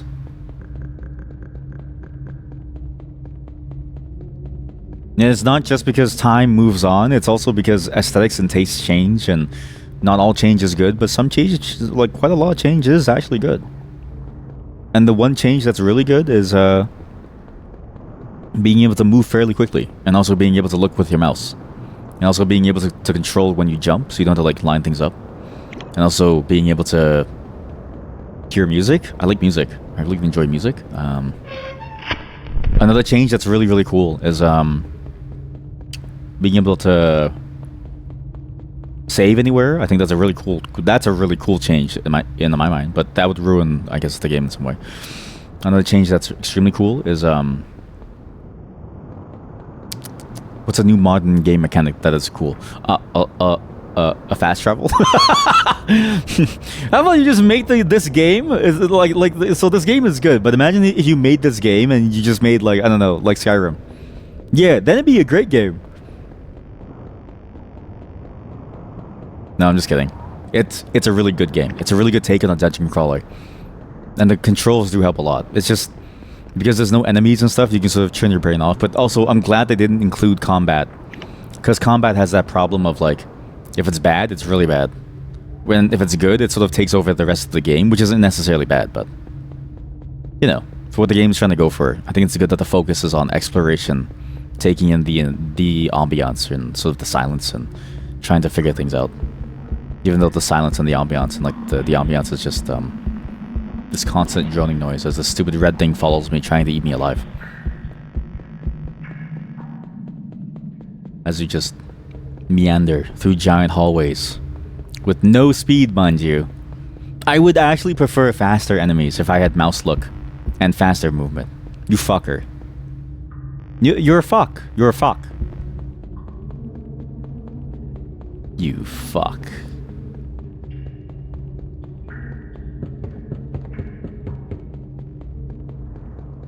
At least we know there's a way that there's a way back through the inside. It's a bit of a weird loop. It's a loop that you wouldn't really ever think to use, because it doesn't really seem useful, but you know what it is? This loop feels cool because it makes the map feel like a complete space. And it gives a way for you to avoid those monsters that just walk towards you. But it sucks because it feels like it's just there to help you avoid the monsters, which don't really have any other mechanic other than stay away from them.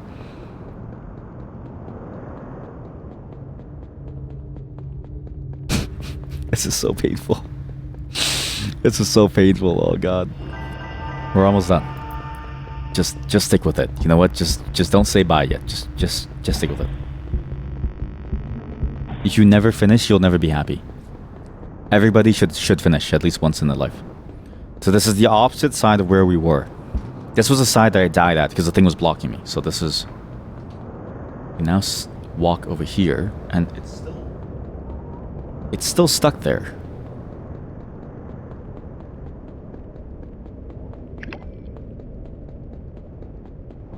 We also have enough meat to get one more health, and I don't know if that's a good thing.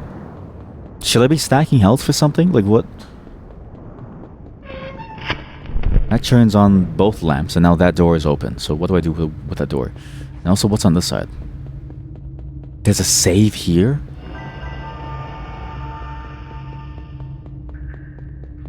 Some of these saves seem very oddly placed too. Like, it's like... Why is there one here and then one inside there? And then why is there like two right in front of the other? Maybe it's intentional, but it feels almost... It feels almost like the saves weren't really planned in somewhere, or like it just feels like the level sections were just stitched together after the fact. I don't know. The first time that you see it is when you open the giant hangar doors. That's when you see like the two saves right beside each other, and you go, oh, that's like weird. Okay, what's this? Oh my god. Oh no. Wait, no, this is doable. Okay, this is an interesting use case. This is an interesting use of the mechanic, even though I hate it. I'm just not a 3D platformer fan. I say this is not the only 3D platformer game that I bought recently. There's actually another 3D platformer game that we have to play on stream at some point soon. Oh. Holy shit, that was for one door? I don't know about this one. What about Psi and Phi?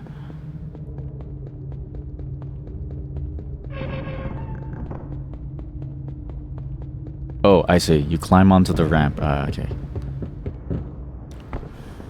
Okay, hopefully Psi and Phi go faster. And again, without the green key, we can't open this. We're still missing a key somewhere. Why? Why do we only have red and blue?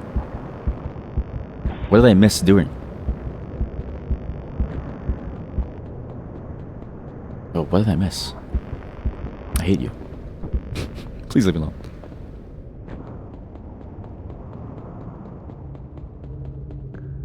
Yeah, you know what? It's this. It's just this hard problem. Because when you do a puzzle and you go down this really cool route that makes the level feel large, right? It's the hard problem of how do you then allow the player to sort of loop back on itself without it feeling almost arbitrary. Because then because it's like, this is wasted time. Right? And then it's not necessarily like the worst thing ever, but you definitely feel like, oh, it's wasted time. You'll need to have to go through that. You don't have to go through this to like play the game. You just have to because there's no other way back.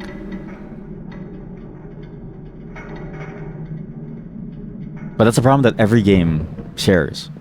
Where like once you're done the interesting thing, the space becomes useless.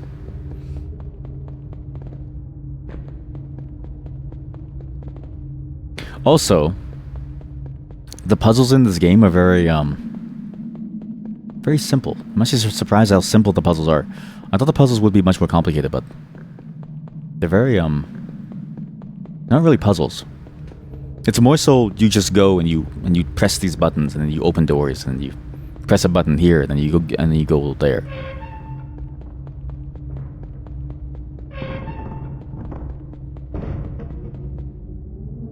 The hell was that? It's like puzzles. It's like a puzzle of how you move around the space and not really how you solve puzzles. It feels like the main puzzles are really on the website section. And this is just stuff you have to do to get around. We'll do... You know what? How about this? We just call it here. This game is good. Whatever is going on with the website, I'm actually very curious to see how far this piece goes. Because there's a bunch of these files. And there's even this clock, which I can't really get, and a skull door that we couldn't open. And these dates feel very, very important. There's a video that you can find. Like, this is a very cool thing to see. And then there's even the trailer. Like, the trailer of the game itself feels like an important part of the game. Because even in this trailer, one of the things that it gets you to is to the support page. So it's like... everything about this game, all the material of it, there's like bits and pieces hidden all over the place that like tells you something of what you have to do. There's a skull? What the hell's a skull?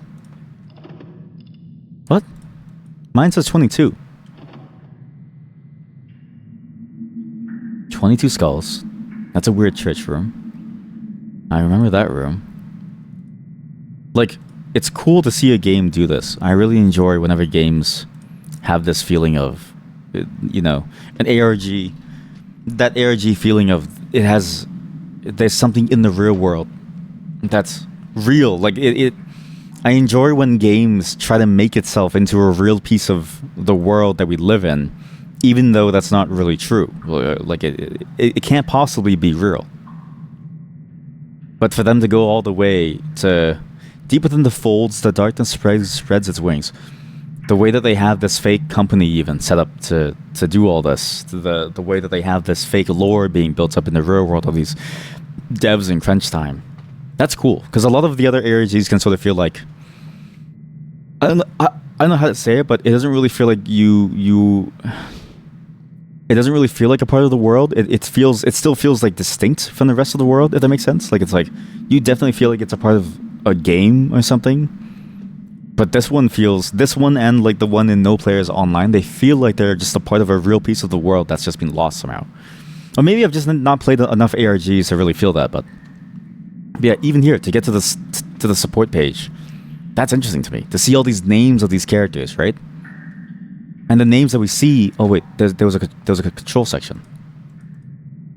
David Sharp, Jamie Bowers. There's a control section. Where? Space. Jump, enter. There's that icon there. Like, even me scrolling through this to try to figure out what's going on and to see the gameplay, to see where this player went and all the things that they encountered.